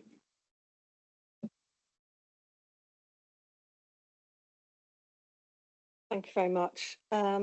Just a couple of comments. Firstly, around there's no scrutiny comments within the report. And I understand we're on a tight time frame running between scrutiny and executive, but in item 8, that does have the scrutiny comments in it. So one paper's managed to do it and not the other. You know, if it's not here and there is no comments or nod to it, then I suppose I'll throw it out there, what value is scrutiny in the process? I'll leave that, that's a rhetorical question. My next question is around engagement partner and how that's going to work moving forward. And I suppose my challenge is, should that be something we've got within the organisation running now and permanently? And following on from that, and I have not had a chance to look at the report, I think this was referred to in the peer challenge report about sort of driving those savings at pace and having capacity and staff to do it. And I can't quite see that reflected, those comments within this report. So that's my question. I think it's been in a number of reports, the word pace. And I think we've used the word on a number of times, certainly in private meetings. Liz. I just wanted to make 2 points really. One is, I take your point about the value of scrutiny and what is it, but I think that the way we work here with scrutiny needs to drive that different way of working with scrutiny, because I remember having the benefit of being on the LAPS scrutiny, which worked down at Devon County Council. And I remember going down there for a full day of scrutiny, and the whole morning was a workshop, and then we went into the formal meeting. So we had the whole morning to ask every question and dive deeper and deeper into what the programme was, what the impacts were, what the budget was. And then we had the formal meeting in the afternoon, which was hugely improved by having had so much information exchanged in the morning. And I am really, really hoping, because that was, I think, about 2018, 19, I'm really hoping that we can get to something nearer than that, and that we need to push as hard with as much pace on how we work with scrutiny as on how we work with budget savings, how we work with transformation and everything else in this council. Because for scrutiny to continue to either go over papers and then send what are actually a relatively small number of recommendations to executive, I think that misses the value and the ability of scrutiny members to contribute before decisions are made. So I think we're all with you on that. On the tables that I've referred to, table 3, which starts on budget on paper 153, and then the transformation key actions as well. I'm expecting that those will in places they'll blend They won't an action, an outcome. I don't think if we're successful, we'll be able to say that one was totally budget-led, budget savings, and that one was totally transformation.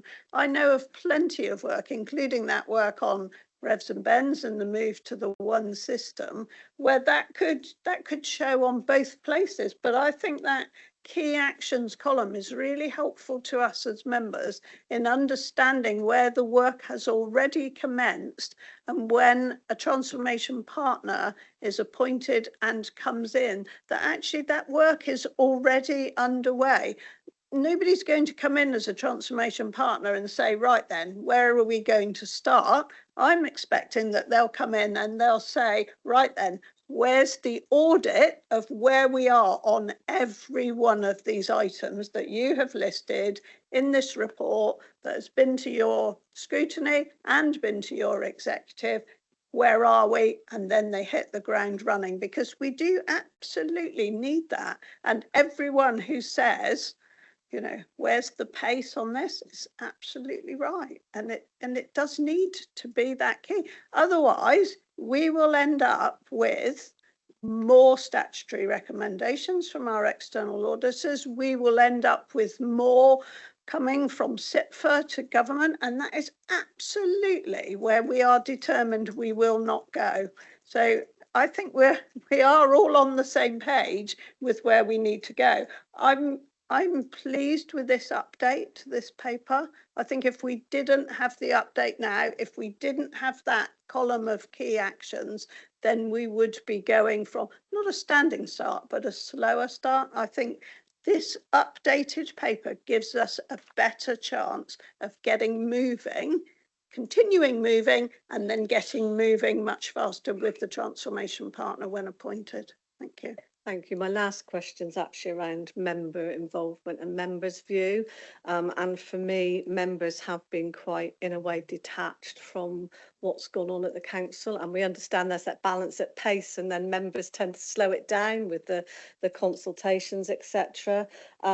And for me, it's always remembering, as members as well as officers, that our businesses and our residents are absolutely central to all that we do. And the programme thus far has been around staff and getting those numbers down. And I do hope that we have the opportunity at an early stage for members to be involved in what it will look like, which services, what will be delivered, and perhaps what will not be moving forward. And I welcome thorough but early engagement with that, as opposed to something presented that we then agree or don't. Thank you. Okay, I think that there's just a general assurance about member engagement as often as possible, and your point about pace within that is well made. Thank you. Okay, so I'm not seeing any other hands, so we move to the recommendations. That we note the MTFP and MTFS 26, 27, 30, 31 timelines for reporting to the executive. We approve the update to the MTFS 25, 26, 29, 30 strategy document in Appendix A. Note the 12-step process and the high-level improvement and transformation gateways that will govern the development of the implementation of projects at Appendix A, and note the existing commitments for the improvement and transformation programme eligible through flexible use of capital receipts of 0.325 million and capitalisation direction of 0.291 million. Can I see a proposer? Councillor Lyshon. Seconded, Councillor Wakefield. Those in favour, please. Those against, that's clearly carried. We move on to the Somerset Council Improvement and Transformation Programme. Call to 4. Councillor Theobert Philip to introduce, please.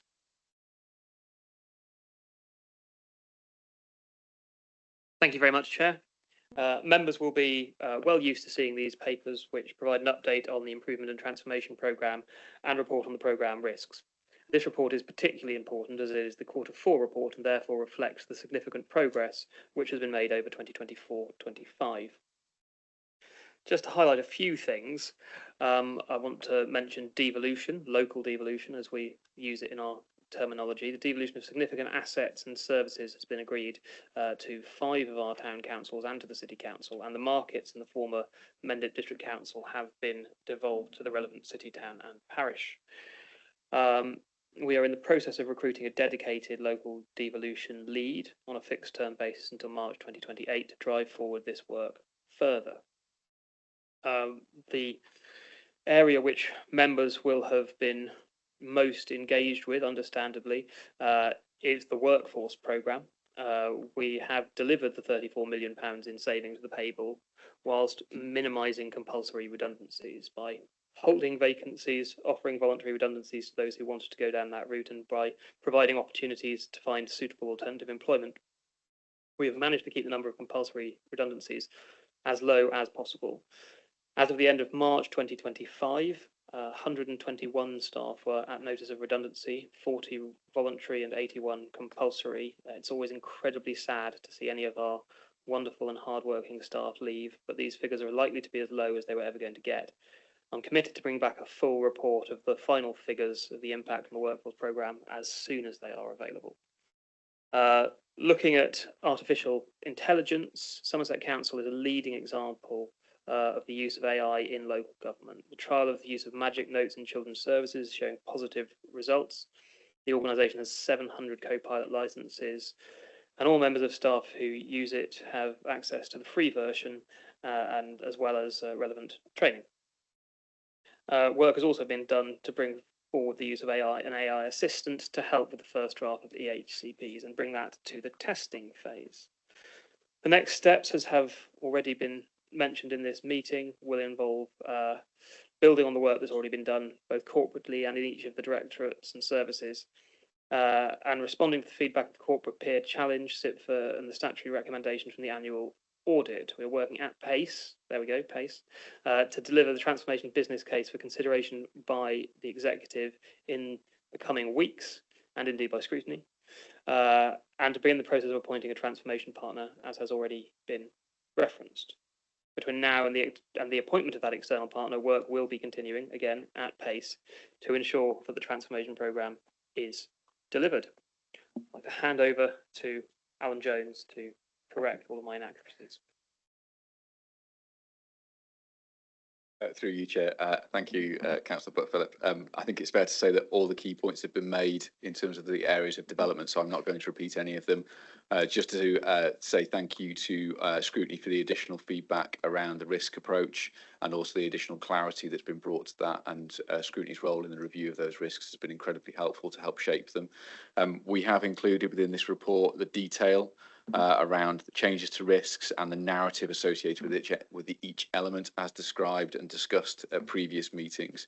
And at that point, Chair, I'll hand over to questions. Thank you. Thank you. Just interested in the training for AI for our staff. Just wondering whether that's being rolled out to members as well.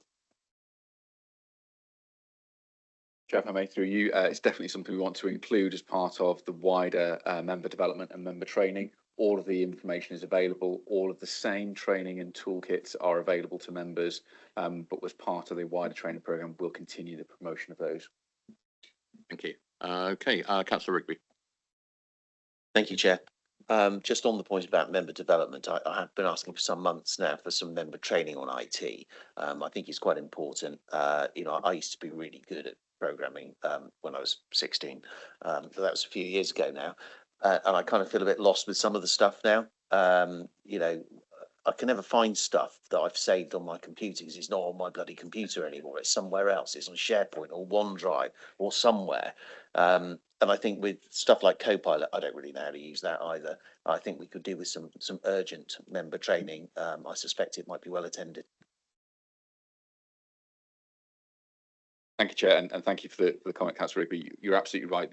This development is moving at pace. So language around programming, moving to prompt writing, and some of the key terminology that's being used by the team and those that support us, I think is quite critical. So we'll take that one away and make sure it's embedded as part of the member training programme. Thank you. I'm sure there are many things that you could do now that you can do at age 16, but well, let's not go there.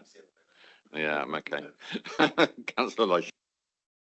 Thank you. I just wanted to check the number of markets devolved in the old Mendip area. I think it was 5, not 7. I wouldn't want anyone to ask me to find the missing 2 markets. So if we could just correct that within the minutes, please. Yeah, it's 5. I just did, yeah, I did make the key decision. I'm just counting them again. Heather, I had you and then Councillor Wakeford. Thanks very much.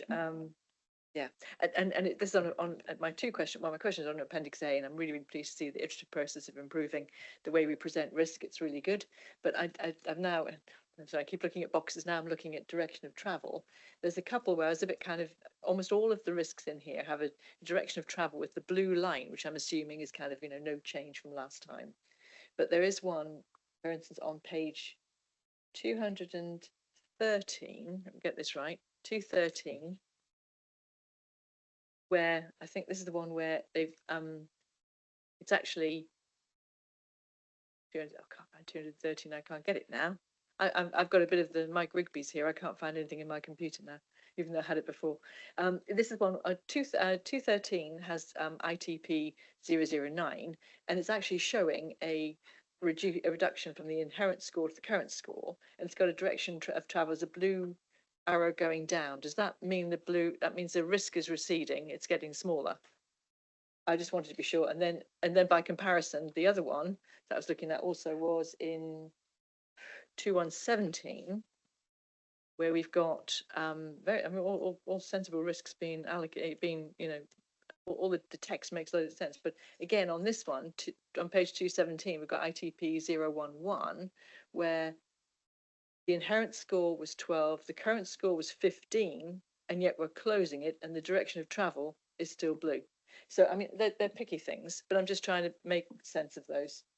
Because I think we're probably closing for really good reasons, but it just, on the face of it, didn't stack up.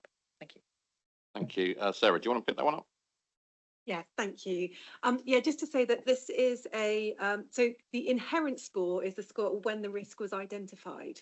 And obviously what that direction of travel is doing is comparing against previous months, or in this case, quarterly. So actually and this is something that was brought up at scrutiny, actually, is something that we're looking into, how we show the direction of travel a bit clearer. So whilst it may be less than the inherent score because of the mitigating actions that are in place, it may actually have changed month on month or quarter on quarter, and that's not immediately visible. We did have a comment saying that it's clear, basically, as we develop these, the clearer they become, the more questions you're able to ask. But that's one definitely direction of travel that we're looking into so that we can make that clearer for you. And so just for clarity, so that if there were on the previous one, there's a blue arrow going down, does that mean the risk is decreasing? Going down, so yeah. Yeah, thank you. I sometimes wonder whether smiley faces and sad faces might work better than up arrows and down arrows with some data. But yeah, okay. And Councillor Sarah Wickford. Yes, I also had a point about scrutiny said about this, which I thought was quite helpful. I thought what they meant, and I don't think I was actually listening to it, maybe I was, but in the body of the main report, you've got what's changed and you've got the numbering, but you really need that next to the actual numbered risk itself, because otherwise you're trying to flip back between two, which on my computer, and again, it's one of those IT skills that Mike was talking about. I haven't got the ability to do that very well. I don't know how to put it on another screen, and I wish I did, but I haven't got another screen, so that would be hopeless. But I know other people do have several screens. But no, I just think actually the serious point is that I think you need the reason it's changed to be with the risk itself and not in a separate column, because you can't cross-refer them very easily. So that's my first point. My second point is a slightly broader point about the employment of out to the third party to assist. How are we going to make changes to our staffing this year if we don't get somebody on board until, I don't know, September, and then they report? Nothing's going to happen this year, is it? That's my concern.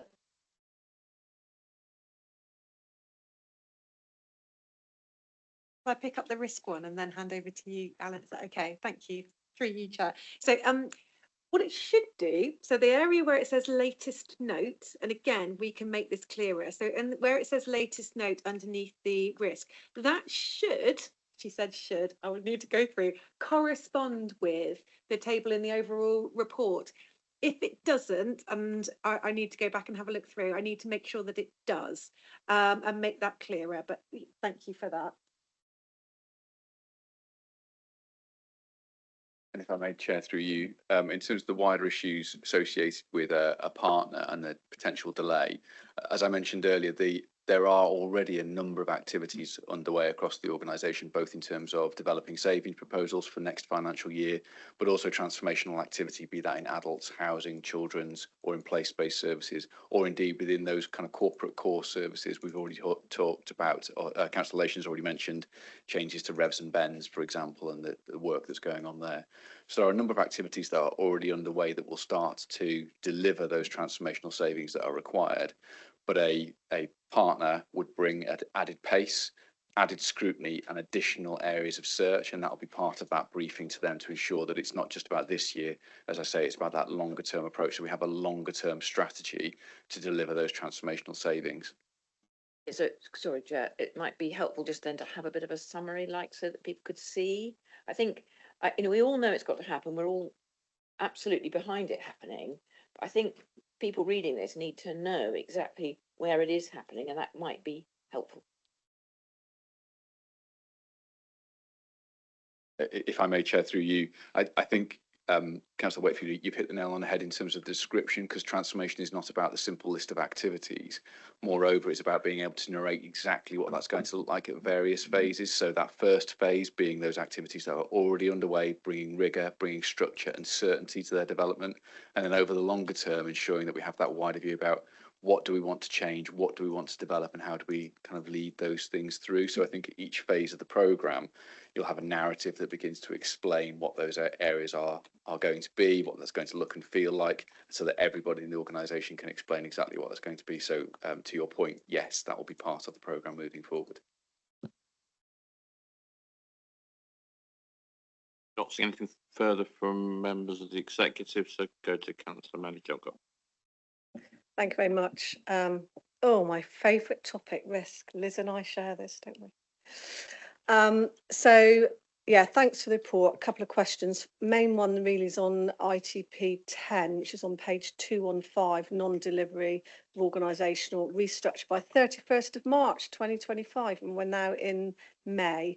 Within the latest note, it says that proposed this risk is closed on the 31st of March. So has it been? And if it has been, why is it here? And if you do want it here for us to read, it would be nice within the latest note to have actually finalised that and summarised it, just to make sure we are where we need to be, and whether there's anything still outstanding, the risk needs to stay until next time.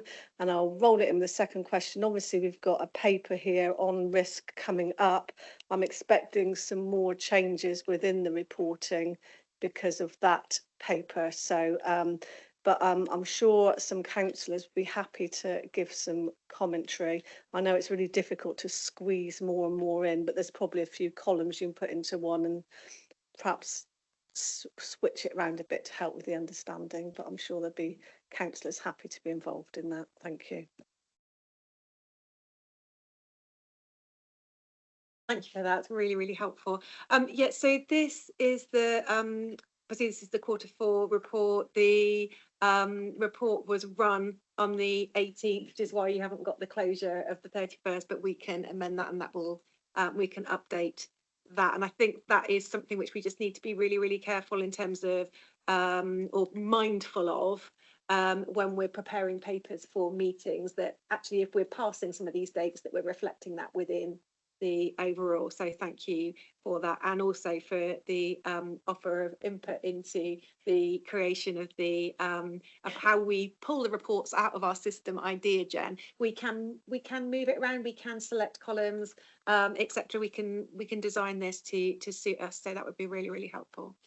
Can I just respond? I think that report run date has been brought up on numerous occasions over a very long time, and it's really still not clear, and it means what you are looking at quite often is out-of-date information, and I do think we need to get to a point perhaps where it's a little bit more up to date. Yeah, I think in a dynamic world, and anything's committed to paper or PDF in this case, it's going to be out of date. Liz. I just wanted to make that very same point, that if we produce something that is published for scrutiny, and then if we produced it again later for executive, then anything that's come from scrutiny could have changed by then. And actually, on this one about the organisational restructure, I would argue, having been in the HR committee, that until all of the redundancy packages are agreed and signed off, and we know where the funds are coming from in terms of capitalisation directive, or some possibly from flexible use capital receipts, I don't think it's complete until that work is done. But that's just nitpicking, really. But I think the thing about what goes to scrutiny and then goes to executive is a really big issue when we are looking at something like this that could be run on the morning of the meeting. Theo? I just wanted to highlight, of course, that the report is one thing. This covering report does cover the specific risk updates, including where there are changes, including where there is reduced likelihood, unchanged, new, transferred, and indeed closed risks. And this is one of the things that is listed specifically as a closed risk in that section.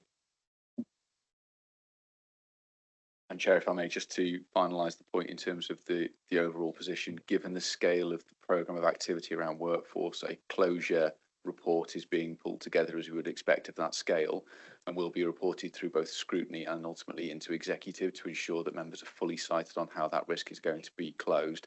I wouldn't expect that risk to be taken off the register until that report has been presented and we're satisfied that the score that's been assessed and members are of a view that that is satisfactory. So all of those elements are being put together, and we're currently scheduling that for early July for presentation to executive. So clearly scrutiny will have a role as part of that process. Thank you. And it would have been really great to have that in the latest note so everybody would know there's something coming that will mop it all up. Thank you. Okay, thank you, Lee Revan. Thank you, Chair, and forgive me for this. It's just picking up the comments that Councillor Wrigley made earlier in relation to training. It would be remiss of me if I didn't remind everyone that, as Chair of the Member Development Panel, that we already have some lovely resources that are available for all members should they wish to take them up. The Members' Resources site is something that we try very hard to keep up to date, which includes both learning centre opportunities, but more to the point for Councillor Rigby's, some wonderful IT training packages that are already there for members to use in their own time, which is more advantageous for them rather than having to come together and be preached to again. So, Chair, just if I could ask that what we'll do is share the Members' Resources site link again to all members. It's a really useful resource and something that will be we try to keep updated all the time. Okay, Councillor Rigby, please see Councillor Resman after class, and we can make sure that is that link is passed round. As a refresher, that would be appreciated. Thank you, Councillor Redmond. Any other members wishing to comment? In which case, we'll go to the recommendations, which is to note progress made in Q4 and to note the current assessment of programme risks as detailed in Appendix A. Those in favour, please. Oh, sorry, let's have a proposal and seconded, just for tradition, shall we? Proposed Councillor Buck-Phillips, seconded Councillor Wilkins. Those in favour, please. Those against, that's clearly carried. We'll just have a short 10-minute recess for comfort. Thank you.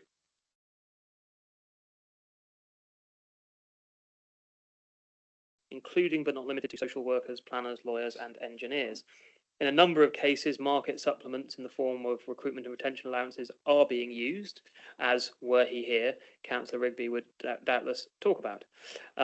This is a suboptimal solution to a structural problem with our pay structure, and it should only ever be used as a temporary answer. The longer we allow the current situation to remain, the harder it will be to recruit and retain the necessary staff, and the greater the risk to the council. The proposals in front of us are to go out to tender for an external supplier to do this work. This is a very complicated exercise and one which will take considerable time to get right. We do not have the in-house capacity to do this. We therefore need to bring in external expert support on a temporary basis to undertake this work. I'm therefore proposing that we allocate, as per the papers, 3 million of transformation funding for the purpose set out, and to delegate the Executive Director, in consultation with me and others, the power to award this contract. We are authorising the Chief Executive and the Service Director, again in consultation, to commence discussions with trade unions regarding collective bargaining. I will now hand over to Nicola Howiak and Sari Bryce to take us through the paper.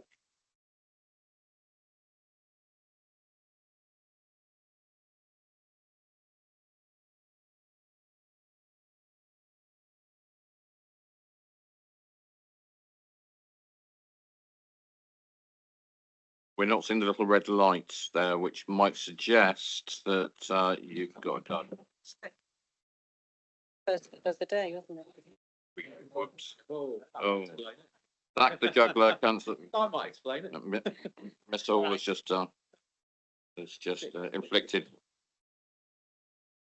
grievous battery harm. With an assault and battery. Oh dear. Anyway, so my apologies, Nicola. No, I think most of the key points have already been covered. So thank you for that. I think the only other things that I would add to this is that we do have TUPE protection in place at the moment for those people who are on different terms and conditions, but that we know over time that risks around equal pay will increase within the organisation, and this project would sort of look to aim to sort of mitigate that, and that's where the real expertise of the external partner will come into play as well, and bring that sort of neutrality that we would need within such a project like this. So no, I don't think there's any of the key points that I'd really need to add around those that have already been made. Thank you. Okay, are there any comments or questions from members? Councillor Light. I just want to say, Chair, that I completely support this. I understand that it will look like a very large amount of money, but every council is its people. So a council without staff is nothing except some empty buildings. We are all about services, and those services are delivered by people. We always knew that this would have to be done. This work would be done following vesting day, and I'm really glad to see it come forward now.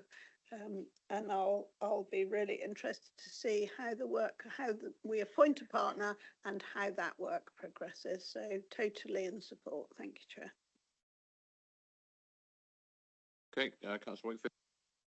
Yes, I'm also in support of this. I think it's really important that our staff know that they are valued in the way properly remunerated. So I think it's important, and I know we're having difficulties in recruiting. I'm hoping that the length of time it's take, the jam tomorrow side of it, won't put some people off. I hope they're going to hang on and wait for that, which would be really good. My understanding about this is, I note that it says other councils like Cumberland have already done it. Presumably, and this is just obvious really, we couldn't have done it until we've got ourselves into a steady state with our staff structure as of the 1st of April this year. It would have been impossible to do this whilst undergoing the sort of reviews we were doing, but I just wanted some reassurance on that point. Somebody will correct me if I've got this wrong, but I think when you look at LGR and you look at a continuing authority or not, that is why it's different in different places. So I don't know whether we need any more information on that from somebody who knows a great deal more than I do, but that's one of the things it took me a while to realise, that it would not be the same across the country. Yeah, and just thank you, Chair, on that point. The continuing authority is obviously, in our case, Somerset County Council. In other places, different organisations have different arrangements, so everyone is unique in that sense. In other cases of councils that went at the same time as we did in terms of vesting day, the continuing authority wasn't necessarily in the same place. So we've got a mismatch between what we pay and what other people, different parts of the organisation pay. In other councils, exactly the inverse. So the fix looks very different. If you're happy, Chair, if I just, while I've got the mic, to say a couple of things. Just linking back to the comments and conversation we're having in the previous item about the medium-term financial strategy, I think it's fair to say there is an expectation, which this paper is rightly about the procurement, not about the process, but there is an expectation that running this will mean that we are paying more in terms of pay bill in the medium term, because that's how we move past the issues that we're talking about in terms of protected TP rights. And so in a positive way, we have made some allowances in future years, projections for finances to cover some of that. Till we get the process, we don't know what that looks like. But it's fair to say that goes back to the question about, you know, we worst case, best case for the medium-term financial strategy, where we can see there are things coming forward, such as this. We've tried to make allowances for them. Whether we've made the right allowances, obviously we'll refine it every year as we get more information. This is the first step of a really important process. We've done the workforce piece. That's been really heavy lifting for the organisation and the members last year. What we now need to do is make sure that we can actually fill all the posts we've got with the people who want to be here for positive reasons. That's not just about pay. That's about the culture. That's about the transformation programme. That's about the vision direction of the organisation. But pay is a big component of that, and getting the pay and reward package right is really important. So this is a long-term piece of work. It is really significant, but we do need to get it right, and we do need to get the best possible support in to make sure we can deliver it as appropriately as we can.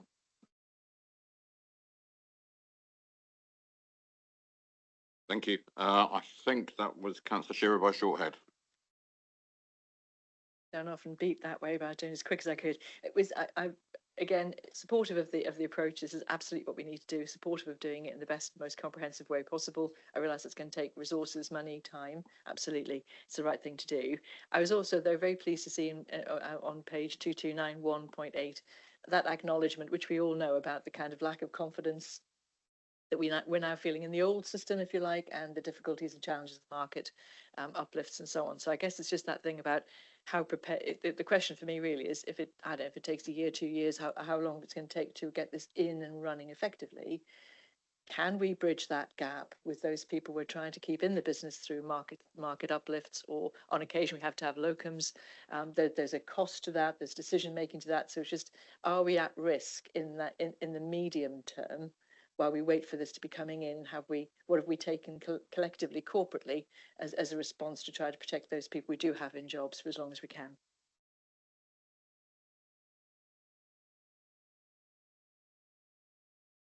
So there'll always be some risk around that, but in the main, that risk is being mitigated through the recruitment and retention allowances that we have in place, and and we're making that process as simple as we can, but we do have to be really careful that there is strong evidence to support those allowances, because again that brings equal pay risk for the organisation if we haven't got that supporting evidence. But that's the short medium term mitigation that we have in place. Thank you, Chair. My thanks to Theo and Dawn for getting this moving. I fully support the activity that's proposed here. You'll have heard me speak earlier about the issue we have with recruiting, for example, planning enforcement officers, but that runs across the whole of the planning service, frankly, and it's beyond planning as well. That's obviously my particular area of interest, but we have a number of areas within the council where we're struggling to recruit. And so the sooner we're able to have a proper review of what we're paying, where those pay rates and reward rates are below the going rate, then the quicker we can do something about that. In the meantime, we have recruitment allowances, we have retention allowances. They'll do some good, but there's no substitute for a full review of pay and grading. And I'm really pleased to see that we're making some progress on this. So thank you very much.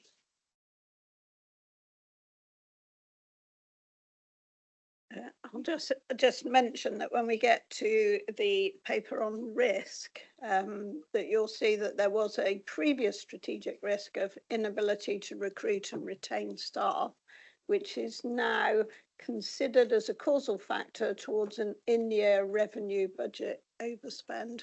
So it is a strategic risk. It's within a strategic risk, but as a causal factor rather than as a risk on its own. So it's still in there. Seeing any further comments? Anything from other members? Councillor Chilcott. Thank you very much, and thank you for the paper. So a couple of questions, if I may. I note within the paper that some staff might go up, some might stay the same, and some might decrease. So I'm just trying to understand the morale of a member of staff that might have just applied for a job, been successful, which is fantastic, but then potentially we look at a decrease in pay. So it's understanding how that will affect the organisation and the morale. The second question is around how much has been allowed in future years financially, because we don't know whether, well, we haven't got a figure, we don't know if we're on target, it's costing us more, costing less. So it'd be nice to see some clear financial targets within the paper moving forward. The last one is around risk. Now, risk is reported a different way here. It hasn't got the 5x5 boxes within this. First place risk is managed, I think it's in point 13.9 on the in the table. So for me, again, audit asked, I think nearly 2 years ago now, to have risk put at the top of a paper, put in the same way for each paper, and we're sort of very clear. And again, we've got two papers against each other where that's quite different. So that's just a generic across all papers. And I think if we look at the risk, there's a very long section of it with lots of elements of it. My guess is there will possibly be several risk and several matrices attached to this programme that we'll see sort of further down the line. It feels like I'm at Wimbledon here. I'm not sure whether Nicola or Sarah's coming in, or maybe even Al. I'm not sure. I mean, I'll bring Sarah on risk. Thank you. And Sarah Hawkins, when she comes and presents in the next item, will talk further to this. So what we've got in the next item is our refreshed approach to risk management. Once that is agreed, we will be then working, or we've already started working with our democratic services colleagues to make sure that what we're doing is we're using that same risk approach within each of our papers to all our committees, and that we're using the same layout, etc. And that what we need to make sure is that those risks are reflected in IdeaGen, our risk management system. But I'm sure Sarah will talk a little bit more about that in the next item. Can I just say, we do have an annual risk paper that goes to audit, and it's quite clearly laid out in that already. So I hope that when the next paper comes through, that will then be followed through in the coming year. Okay. Thank you, Chair. And just to respond to the point around financial targets, there is no target associated with this programme. Effectively, it would cost what it would cost as part of that wider review. Financial provision has been made to address those particular costs. Moreover, it's around ensuring we're addressing the wider potential issues around equal pay across the organisation, ensure that's fit for purpose, but also ensuring that we have a pay and grading structure that's now up to date. We know that we're using a significantly older way of working, a system that was first designed in 2004, subsequently a relatively minor update in 2014, and that's the backbone of our pay and grading system. So it's well beyond its life and then requirement for review, hence the need for this one to be brought forward as part of that process. But I don't wonder if there's anything that Nicola or Sari wants to add to that. Not specifically to that, but I think you had a wider point on your first question, didn't you? Just around the impact on staff as well, so, which I can respond to. So I think in terms of the issue around staff morale, the whole point about getting external support and quality external support on this is to work out how we can design a programme that takes as much of the organisation with us as we can. It is likely that there will be impacts, positive, negative, and lots of people will be neutral. But actually, the whole question about designing a programme like this, looking at other councils who've been going through processes, how long does it take? How much money do you put in on top of the existing pay bill? It's quite possible we could get to a stage where there might be a design that says, actually, no one's going down. The minimum everyone gets is a neutral position. That would obviously be ideal. Clearly, we have big issues right now in terms of staff morale because of disparity with TUPE protected pay, vacancies, lots of people picking up work because we've got vacancies in teams that we're struggling to recruit to. We can't go forward with those risks, with that morale issue still running on. We try and change that to a different risk, which is much more short term. Once we go through a process, and I think people can see that fairly we've graded all jobs against each other, and they can see where the points effectively awarded to get to the cash scores in terms of salaries, then we will be able to have a conversation. And some people may, I say may because it's not a guarantee, but some people may be adversely impacted, but it would be a very small number because the point about what we need to try and do is design this so it actually helps us recruit and retain people going forward.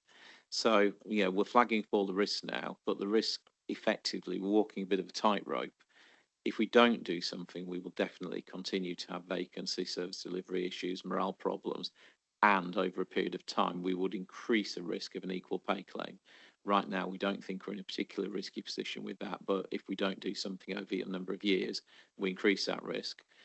We translate that into a new programme, which will short term have some small risk around morale as we implement it, but actually will deal with the equal pay risk and will give people that real certainty about what the role is, what the pay is, what the salary is, what pay progression looks like going forward.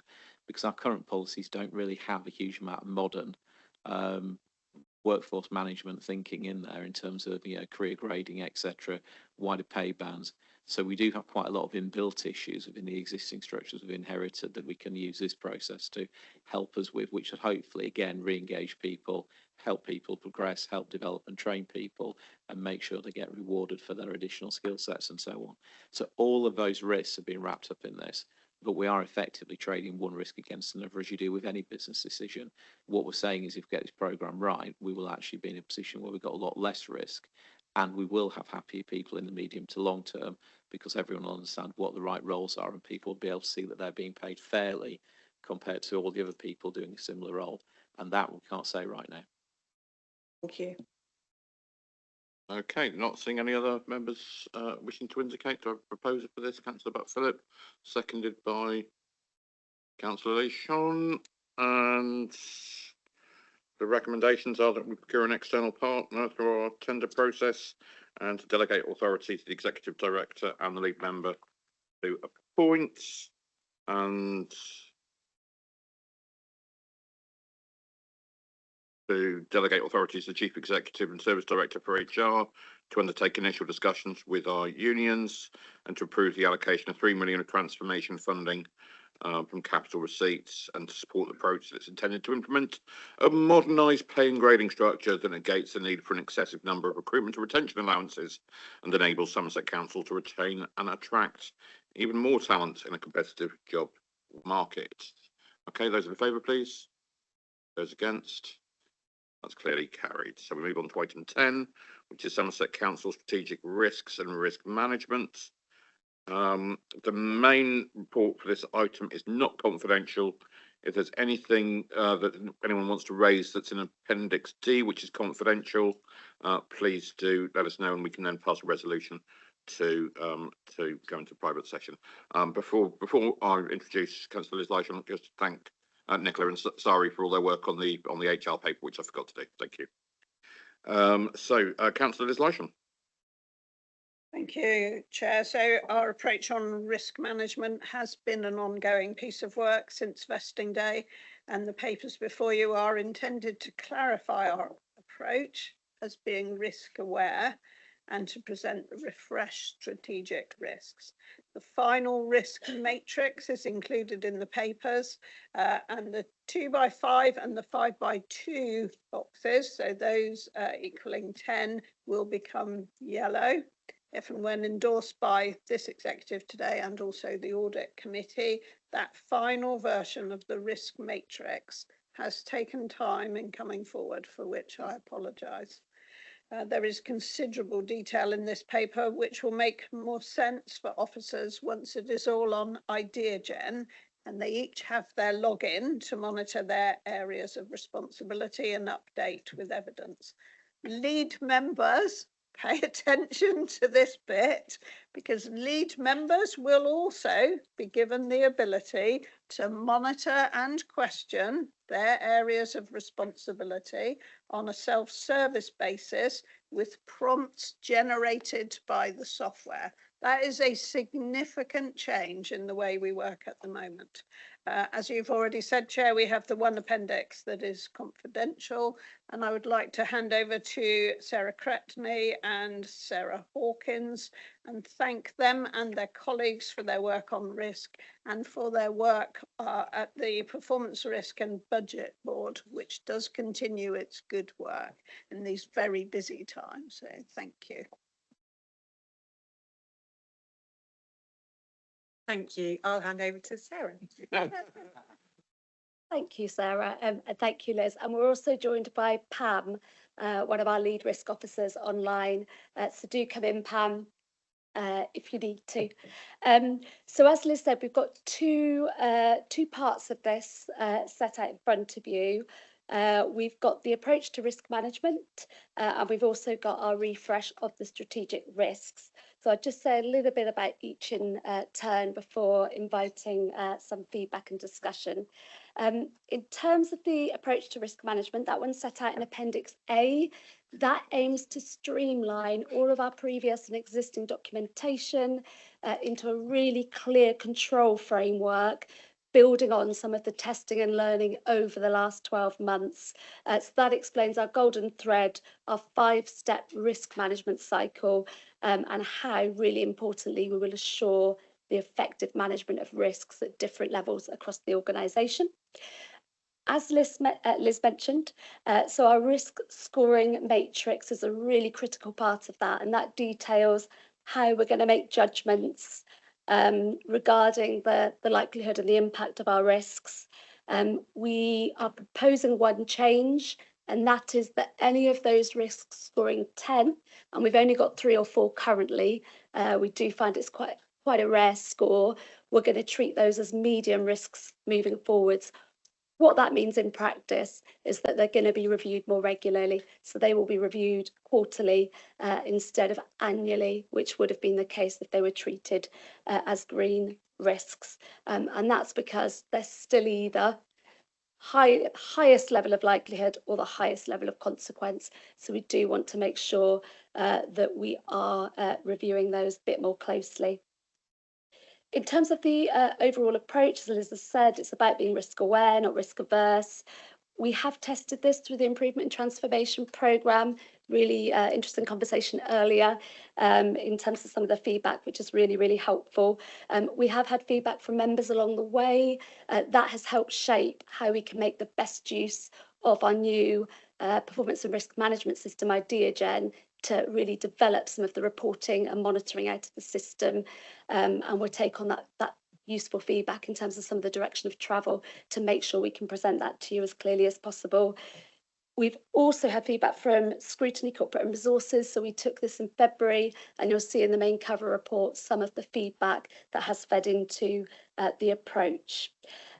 In terms of the strategic risks, so those are set out in appendices B and C. So we are proposing 10 refreshed strategic risks. These have been thoroughly reviewed with our senior leaders and managers. We hope that they reflect our changing business environment. We have reviewed these against all of the external feedback we've had from auditors.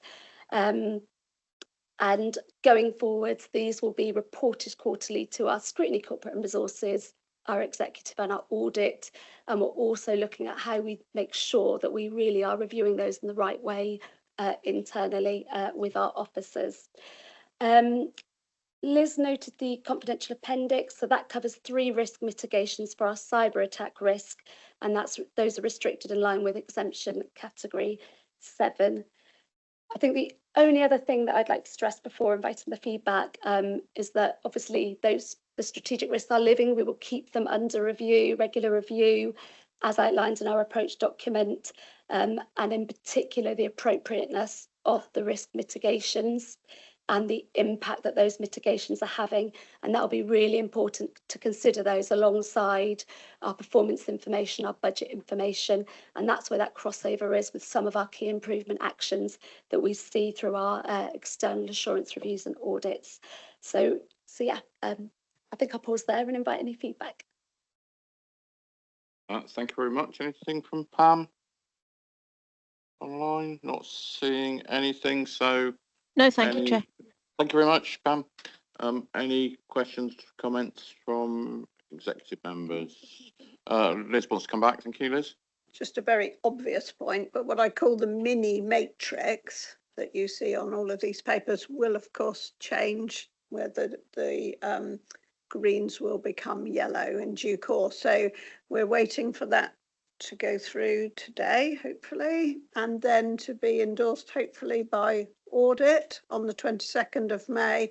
And then we will expect to see that revised matrix and the mini matrix every time you see anything. And if you don't see it correct, shout in my direction very loud, please, because I'll be glad when we we get that right, and that we then can work with IdeaGen in the way that we absolutely need to as a council looking forward. Thank you. Thank you. Not seeing any members of the executive indicating to speak, so go to Councillor Mandy Kilcott. Thank you very much. Obviously, welcome the paper, and I do hope that the comments that go into the system will be meaningful and really do start to tackle the risks. Just a couple of questions, and actually it's around the treat, transfer, no further action, those sort of different terminologies we're now going to be using. I'm just trying to understand whether in reality this council would ever be able to terminate something or transfer it. I would think there'd be really limited use available to council of most of those actions. So in the event, I guess, that they aren't available, what's the alternative, i.e. it's a statutory service perhaps? Thank you. You are right in terms of the treatment being the most common method we see in terms of managing our risks. We do have few and far between in terms of terminations. I think in terms of transfer, it's also how we can partially transfer some of that risk that we're holding to reduce the likelihood. So it's not always in its entirety. Sometimes it's in part to reduce the current level of risk that we are holding. But yeah, most commonly we do find it's treat and tolerate. Pam, I don't know if you want to come in terms of some of sort of past trends and experience in terms of treatment and transferring risks. Yes, I can. So transferring a risk is quite often via insurance. So our insurance team have multiple policies of risks that we do transfer out via a policy. You can also transfer your risk or part of your risk to a third party, so maybe a partner or somebody we have a contract with. That doesn't absolve the council from reviewing and monitoring that risk. We still retain that responsibility, but we pass the doing of it on to somebody else. Terminate, as you say, is something that doesn't happen very often. Tolerating a risk, it's also something that hasn't happened very often, and I've done this job for a number of years now, and I can probably count on one hand the amount of risks that have actually been marked as to be tolerated, but that is usually when the risk has been mitigated down to its lowest level that we as a council are able to do. We then have to make the decision with the remaining risk that may remain is, can we live with that risk? And that is when you would tolerate something. Tolerating doesn't mean you're getting rid of it. It just basically means it sits in the background. And if it was to materialize in part or partially in full, you can resurrect it and start it all off again. Thank you. Last question is, have all our staff had training on it, as they'll be using it moving forwards? Yeah, at the moment I've trained personally about 150 odd members of staff in the use of IdeaGen, so they get an IdeaGen overview, that they also get some risk management training at the same time. I'm still training people when they're new to the system, and we are going to be looking at putting together probably online training for risk and online training for the risk element of IdeaGen. Obviously, training to members is available at any time. If you want to drop me an email, I can sort that out. Thank you very much, Pam. And Councillor Francis Nicholson, please. Thank you, Mr. Chairman. A slightly different tack on it. This is about risks to the council and mitigating by transferring to and all that sort of thing. What about how do we all think together, and what training is there over where we're sharing risks? I'm thinking of the Homes and Horizons thing, and also about how we think about risk when it's actually not. It's a different kind of risk. It's the risk that adult social workers, children's social workers always hold when they're dealing with children. How does that fit into our risk strategy and our understanding and our training? Would you like to take that? You magically appeared in the room. Right, so risk that applies to people, so the things like you've mentioned there that would be the social care element of, so children's and families and that kind of thing, and adults, are not included in our aspect of risk management, because my side of the risk management is to talk about the business element. Those directorates should have in place their own risk management to deal with the people issues. So the day-to-day issues that are faced by social workers and the like, there will be a process within adults and within children that deals with that. But it is not something we would be putting into IdeaGen. If I can come in on the, I think your first point as well was around how we're having those conversations. So how are we really reviewing and understanding that risk we're holding? So we've had a few conversations about that as we have developed these new risks and the risk management approach. And I think it's clear we can do more.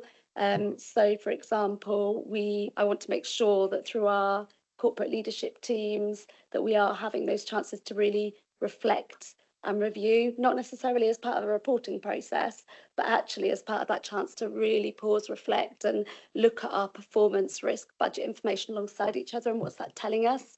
I think equally, as we roll this out, if we're looking at the different levels, and those are set out in the framework from our operational, our tactical and our strategic levels, it's about how our directorate leadership teams we are also having those conversations and considering risks, or for example, I think in the Homes and Horizons, that would be through our programme management board for that programme. So I think it's also about that way of working and how we're considering those. So in relation to people risk, we do obviously have strategic risk in relation to children's social care. We are working on a risk in relation to special educational needs and disabilities. And I think part of the transformation of our perspective in the council is recognising that individual risk around people can aggregate up to a significant section 114 level risk to the business and the council as a whole. So I think that's something that we are working on, and perhaps, you know, that would be part of our transformation thinking, is recognizing that you can't transfer the risk around an individual, particularly when it's a child, and particularly when it's a vulnerable child. So we have to treat that risk. We have to acknowledge that risk and look at its cumulative impact, which is what the Children's Transformation Programme is about, and no doubt to a great extent in adults as well. Our people services are people services for a reason. It's recognising that the aggregate risk to individuals presents a very big risk, not just to the council, but to the community. So we are working on that.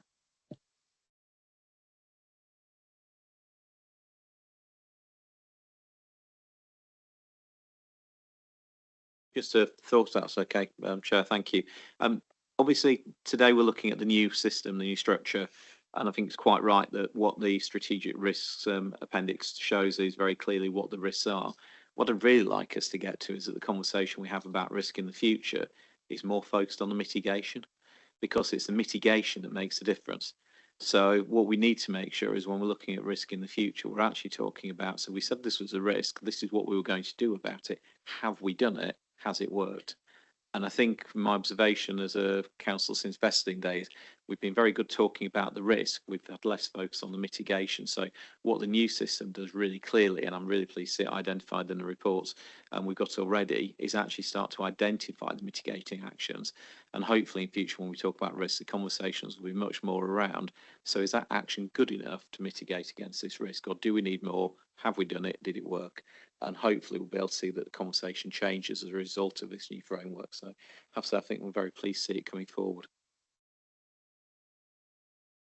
Okay, I think that's everybody. So reverting to our recommendations, to consider and endorse a proposed approach to risk management and endorse a refreshed strategic risks. Can I see that proposed, please? Councillor Lyshawn, seconded by Councillor Wakefield. I see those members in favour, please. Those against, that's clearly carried. Thank you. Moving on to item 11, post-16 travel policy.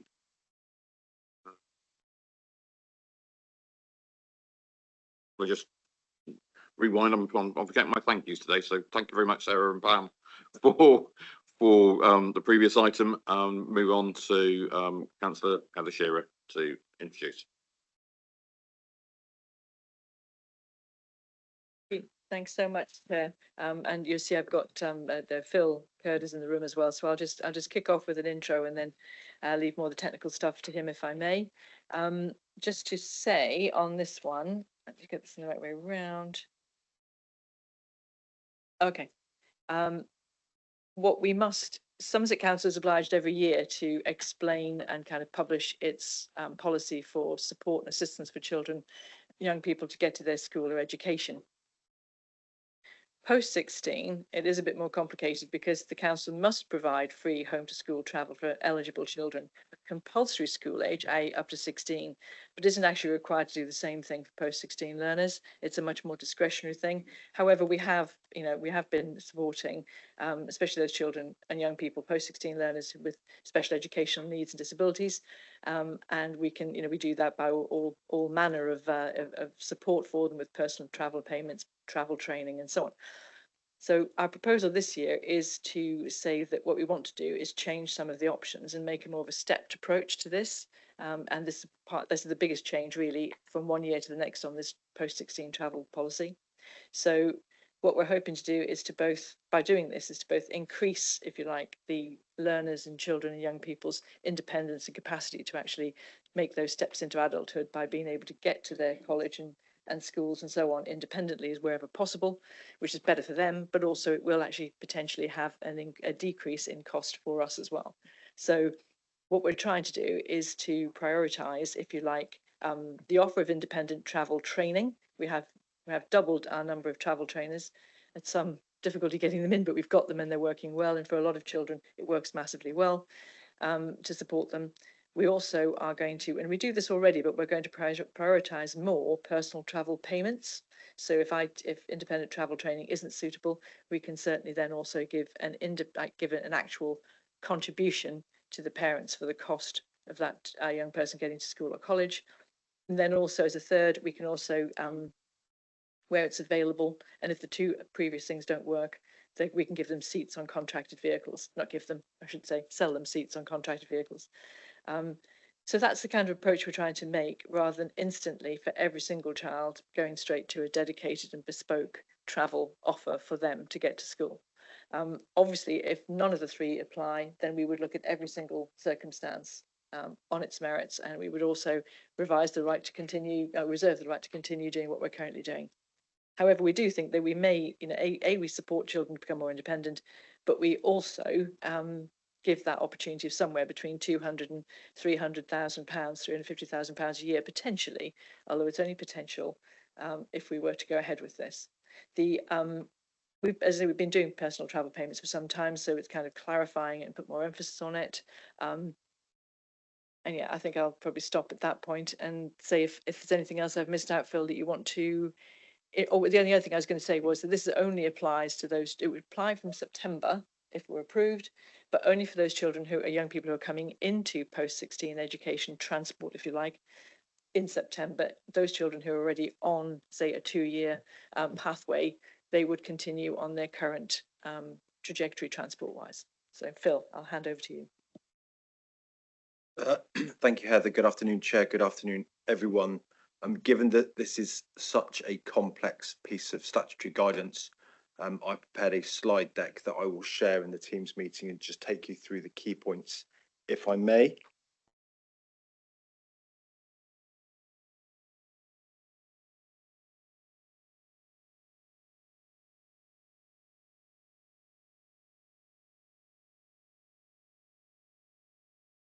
So just by way of an introduction, we do move from a statutory duty for school age children to a discretionary duty for young people aged 16 to 18, so not the entire FE or post-16 cohort.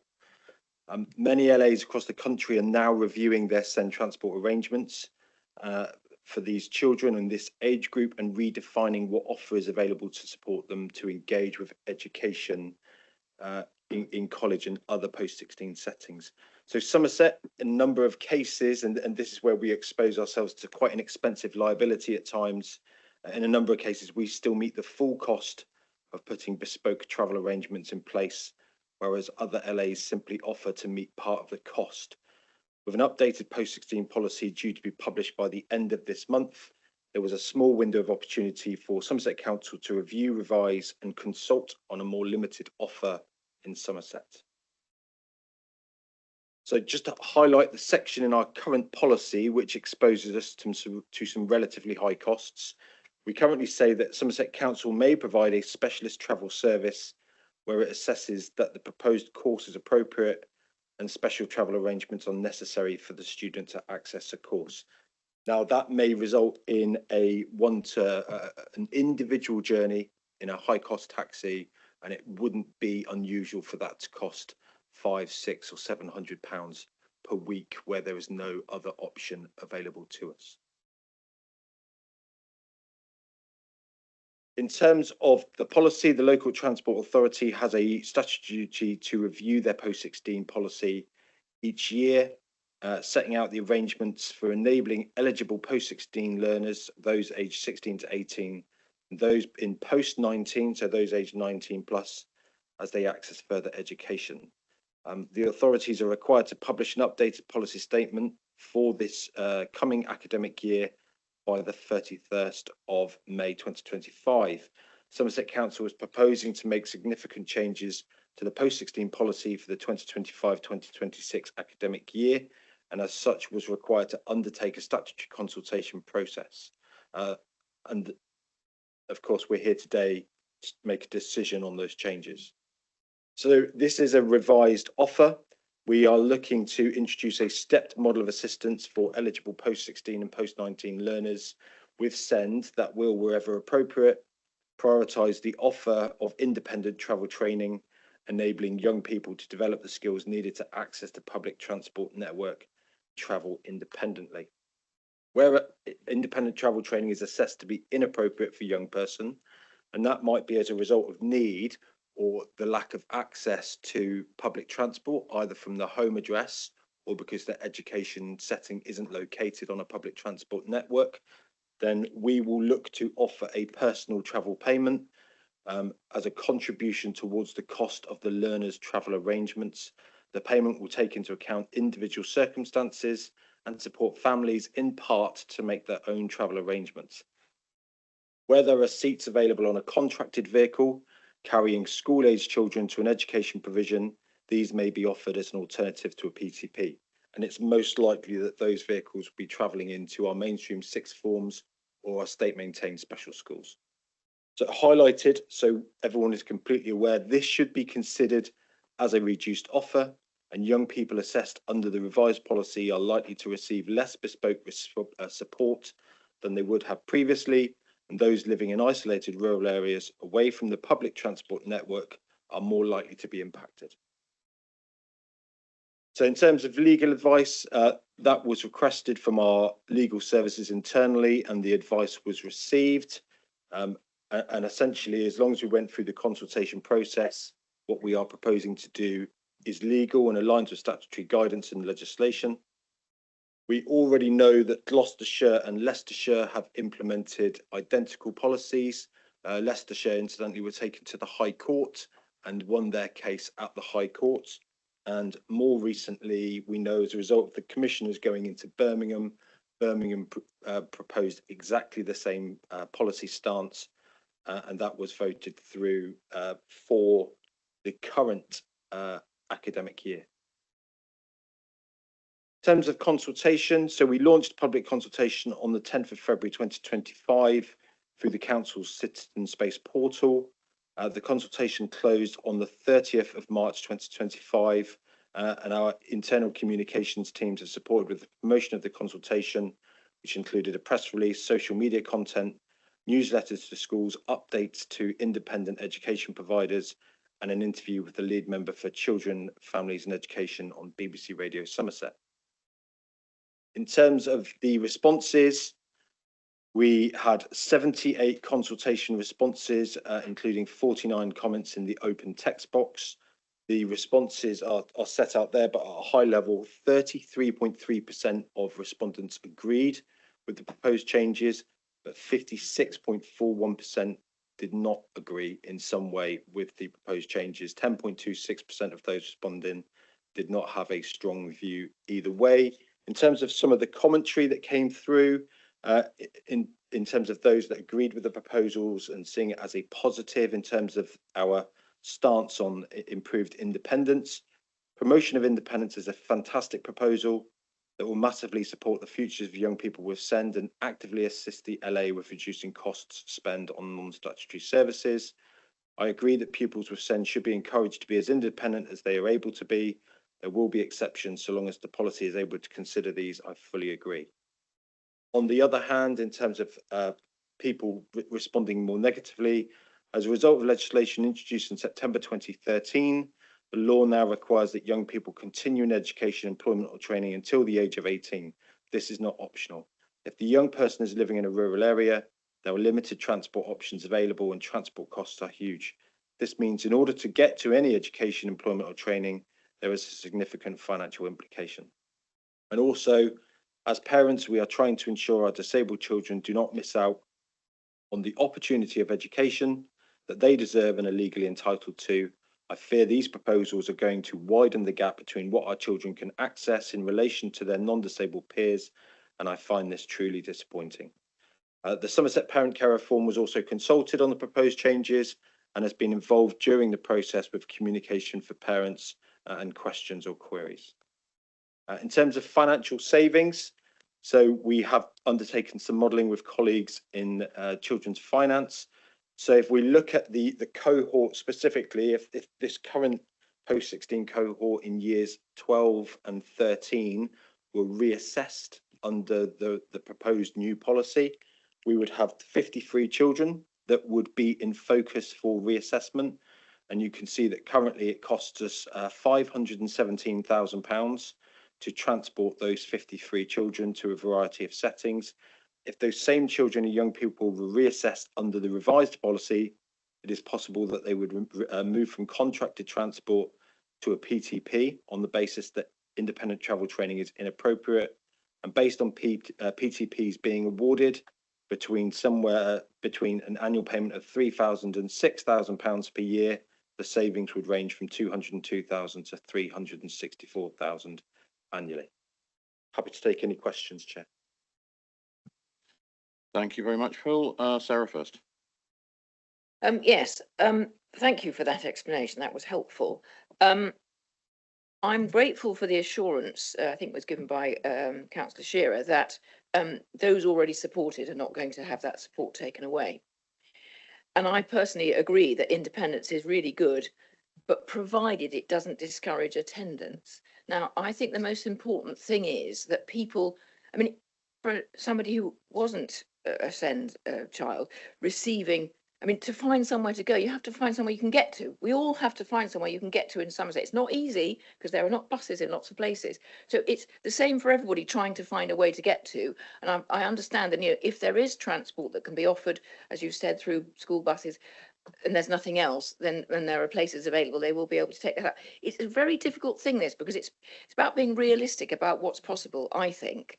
We've got education colleges across Somerset in different places, and for some people, where they live is going to inevitably make it difficult for everybody to go anywhere because there just isn't transport. So whilst I agree that we should do the best we can, of course, we should do the best we can for all of our young people.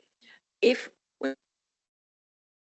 to take them to a college where they could have perhaps chosen a slightly different course a bit closer, you know, that's what you have to do if you're not getting support at all. You have to choose what is possible, not what is impossible. So I think this is a reasonable thing to do. I think it's sad that we have to do it, but we do have very expensive transport costs in this county, and it is costing, I mean, it's not the savings we're making. I think the promotion of independence is really important, and that's the positive about this.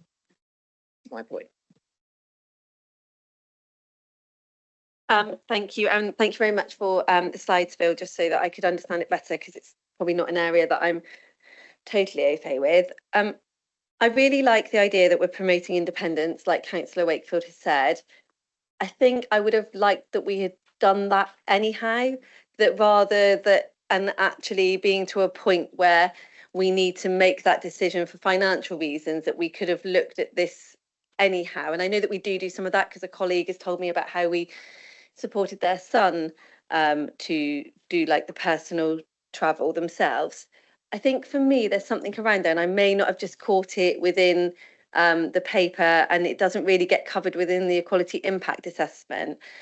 My concern is around those who live with their families, where the families are low income and in rural areas. So there may be families that are affected by this that could afford to travel, or help their child travel to school. I feel concerned where there are those that are probably in deprived areas, whether rural or urban, and whether there is a mitigation fund that we could put in to support those, or at least look at other ways of support.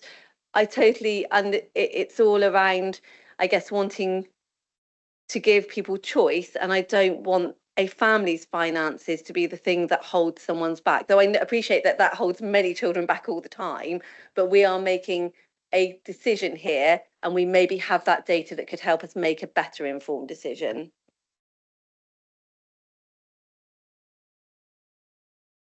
Thank you, Federica. If we were looking at a personal travel payment, we would take that family's individual circumstances into account, but it's also worth acknowledging that our post-16 providers do hold bursary funds, and that families can apply to those on an individual basis to top up the gap that may be left after we've made our contribution.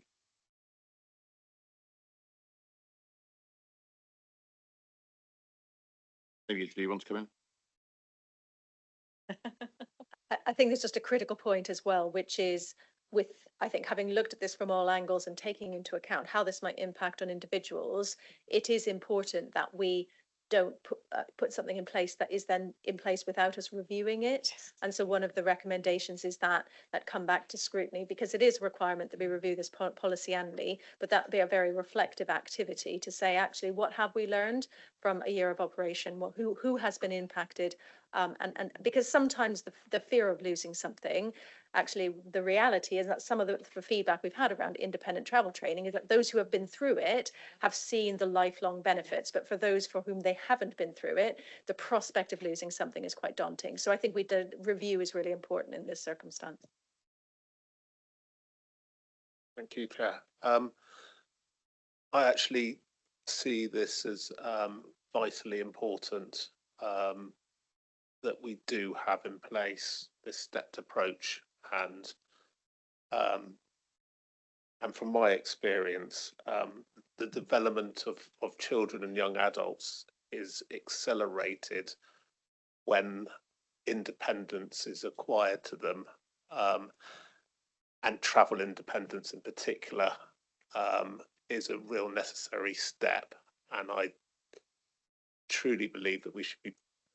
My concern is that we will not be pushing that side enough. In fact, I do get that in circumstances it's not always deliverable, but I think it should be pushed as much as possible, personally.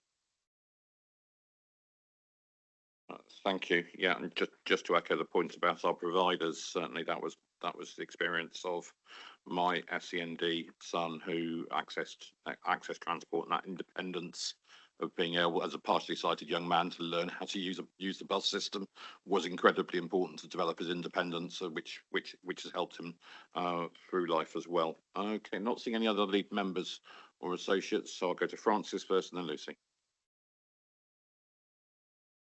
Thank you, Mr. Chairman. Yes, of course, independent travel training is fundamentally important. It's gone on for years. We've always understood that. It is not new. That there is that the budget has been arranged so that there can be more of it is absolutely to be welcomed. I do note in red that it's likely to have particular impact in rural areas, you can't do independent travel training when there ain't no travel to travel on. I'd like to understand a bit more.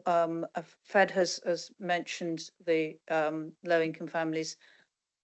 There are families that don't drive, don't have access to vehicles, that don't live on. You manage there's deprivation in rural areas as well as in urban areas. I'd like to understand a bit more how we will work. Just the point, of course, it is to talk about fairness for which nobody has used those words, but the implication is there between young people with SEND and their able peers is, I think, to misunderstand the situation. They start from a disadvantage, and we are trying to address that disadvantage.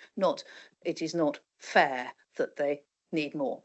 But I would like to understand a bit more how we will work for and with the families and young people where, however much they might benefit from independent travel training, if there isn't any travel, we ain't going to do it. Thank you, Francis. So, yes, if we're not able to offer independent travel training because there is no transport, which is often the case in rural parts of Somerset, then we will work with that family to agree a personal travel payment. Now, the beauty of the personal travel payment that is not specifically linked to mileage. Mileage is one of those elements that we consider, but we can have a discussion with the family to see what is possible. Now, it might be that they can make a travel arrangement if they can find childcare for a younger sibling, which we can use the personal travel payment to fund. It might be they could undertake the journey if they had a vehicle, but they don't currently have one.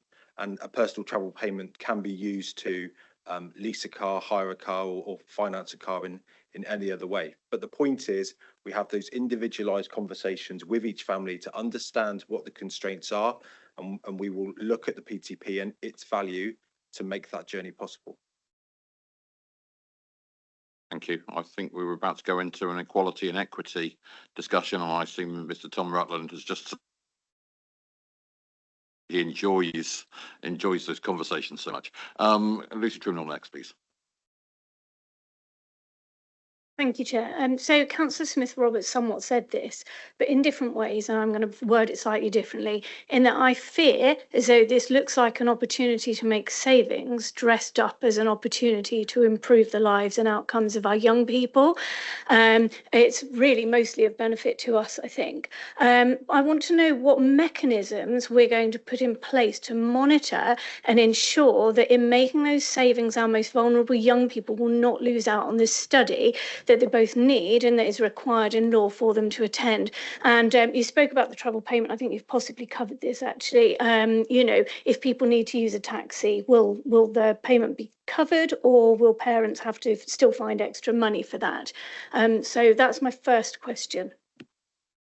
Thank you. I think there are many examples where doing things differently can be cheaper and better for the service user as well. But I'll bring Amelia in. So I think you make a really important point, which is structurally, how do we make sure that we have a laser-like focus on our children who have the greatest barriers and disadvantages? And what I would say is we are in a better position to do so than we ever have been, or certainly in my time with the council, because through the reorganisation, we have created a permanent preparation for adulthood team. You'll be aware we had a team called Somerset Works. They were funded with European money. That was temporary. We have now mainstreamed that because actually it's really important that our focus on vulnerable children doesn't end with school age, because we have statutory responsibilities. We also have kind of moral responsibilities going into that higher age of education. So what I would say is, obviously, Phil's team and the work that he does around transport will be continuing to examine the impact of this policy. But in terms of the impact on our children, the new virtual school and that team will be continuing and will have new capacity they've not had before to really look at individual children's circumstances. Okay, thank you. Oh, sorry, Lucy. You did say you had to. That's And okay. I forgot that. This links perhaps to the wider report, which is called the Post-16 Travel Policy Statement, but also does touch on students who are more vulnerable with SEND and other factors that make things harder for them. So Councillor Shearer will remember last year we had a crisis in Bruton last summer when the bus that collected students from Wincanton came through Bruton, then on to Castle Carey to go to Yeovil College, pulled the Bruton stop with barely any notice whatsoever, leaving a number of Bruton-based students unable to return to or start their courses. One option that was seriously suggested was that students walk to Bruton train station, get a train to Castle Carey, then walk, if you know Castle Carey at all, walk from Castle Carey station into Castle Carey town to wait for the bus that used to be able to collect them from their own town. It was totally unacceptable. Now, with some effort, this decision was reversed and the route was maintained for the current academic year, but I'm still trying to find out what plans are in place for the coming academic year. Bruton has an excellent sixth form, SEXES, offers fantastic A-level courses and really good outcomes, but it has a really limited range of vocational courses, and obviously A-levels are not for all students. Those who don't wish to study for A-levels, who want to make a choice, have to travel out of Bruton. Now, we've got a bus to Strode College, but they don't offer everything, and there are lots of courses the Yeovil College offer that students want to attend. And it's really important that our young people, especially those most vulnerable, have that opportunity to make the choices and to not have to do the next best or something they didn't really want to do for the sake of doing something. There are other areas in Somerset that are affected, but I want to know what support we as a council can offer to students such as those in Bruton who wish to attend Yeovil College, who aren't blessed with the easy, accessible and affordable public transport options, to ensure they can study for the qualifications that they wish to gain and therefore avoid the risk of falling out of education and potentially becoming another number on our statistics that we call the NEETs. May I just come back? Lucy, thank you so much. And I remember our conversations last year, absolutely. And you're right that this isn't the only place this kind of thing might happen. And it doesn't make it right. I'm minded of a couple of things. One is we might not have all the right people in the room to give that level of detail right now. More than happy that we do that properly. And forgive me, because previously when I introed, I didn't actually say how indebted we all are to Richard and his team that works within the transport for homeschool transport staff. Anyway, so it's a very collective thing. It's a cross-departmental thing. So firstly, may I maybe take that away with a written answer for you? Would you mind? But it also makes me think later on this afternoon we've got our Education for Life board, and I'm not saying this is necessarily we'd raise this particular issue, but something that's post-16 offer across our county, acknowledging and recognising the rurality and the struggles, is something that I know people with greater brains than I are looking at and considering across that post-16, across the college and sixth form offer. Hard to get instant answers, but I think that when you realise you have a bunch of organisations which specialise, that's great as long as you can get your specialisation. So I appreciate that. Thank you. Thank you so much. That would be fantastic. At the end of the day, if you're a child who lives in a city or lives in a big town, you have all the options. And so you have less chance of failure or not being able to do the thing that you really care about. And our rurality is a huge problem that we have to overcome. Yeah, I would perhaps push back on the city definition because Wells probably doesn't have the opportunities. However, your point is very well made. Amelia, I'm just very aware that we are running considerably behind time. So Amelia, briefly, please. Just very quick. What I would say is, yes, really important issues, but these are multi-layered because there's also a conversation to be had with the colleges about their offer, and obviously some changes announced around Strode College. So that's something we'll be taking forward as well. Not just where do the routes go, what is communication like, but what does the college actually offer? Yeah, thank you. Thank you very much. So moving on. Oh, sorry, Mandy, you wanted to speak, didn't you? Sorry, Mandy. Be super quick. So opportunity area West Somerset, our young people from a low income family, bottom in the country bar none, and one of the main drivers to becoming bottom was those in low income families could not afford to travel for that further education. I think that remains. If you're from a middle income family, there's all kinds of opportunities. Some are provided with a car to travel, et cetera, that low income families do not. My concern is that even though we are putting in place some ways to help and support, children often from low income families don't have someone around them to support around them to start looking into all these different ways of doing things. So it's just that reassurance that we will be upfront with those families where we know their struggles and offer it, as opposed to them having to go searching for it, because my fear is they won't. Thank you. Thank you. I think the points were well made and taken on board. Thank you. So if we can move to the recommendations, that we approve the 25-26 post-16 local transport policy statement and details a new step model of assistance for eligible post-16 and post-19 learners with SEND. Agrees the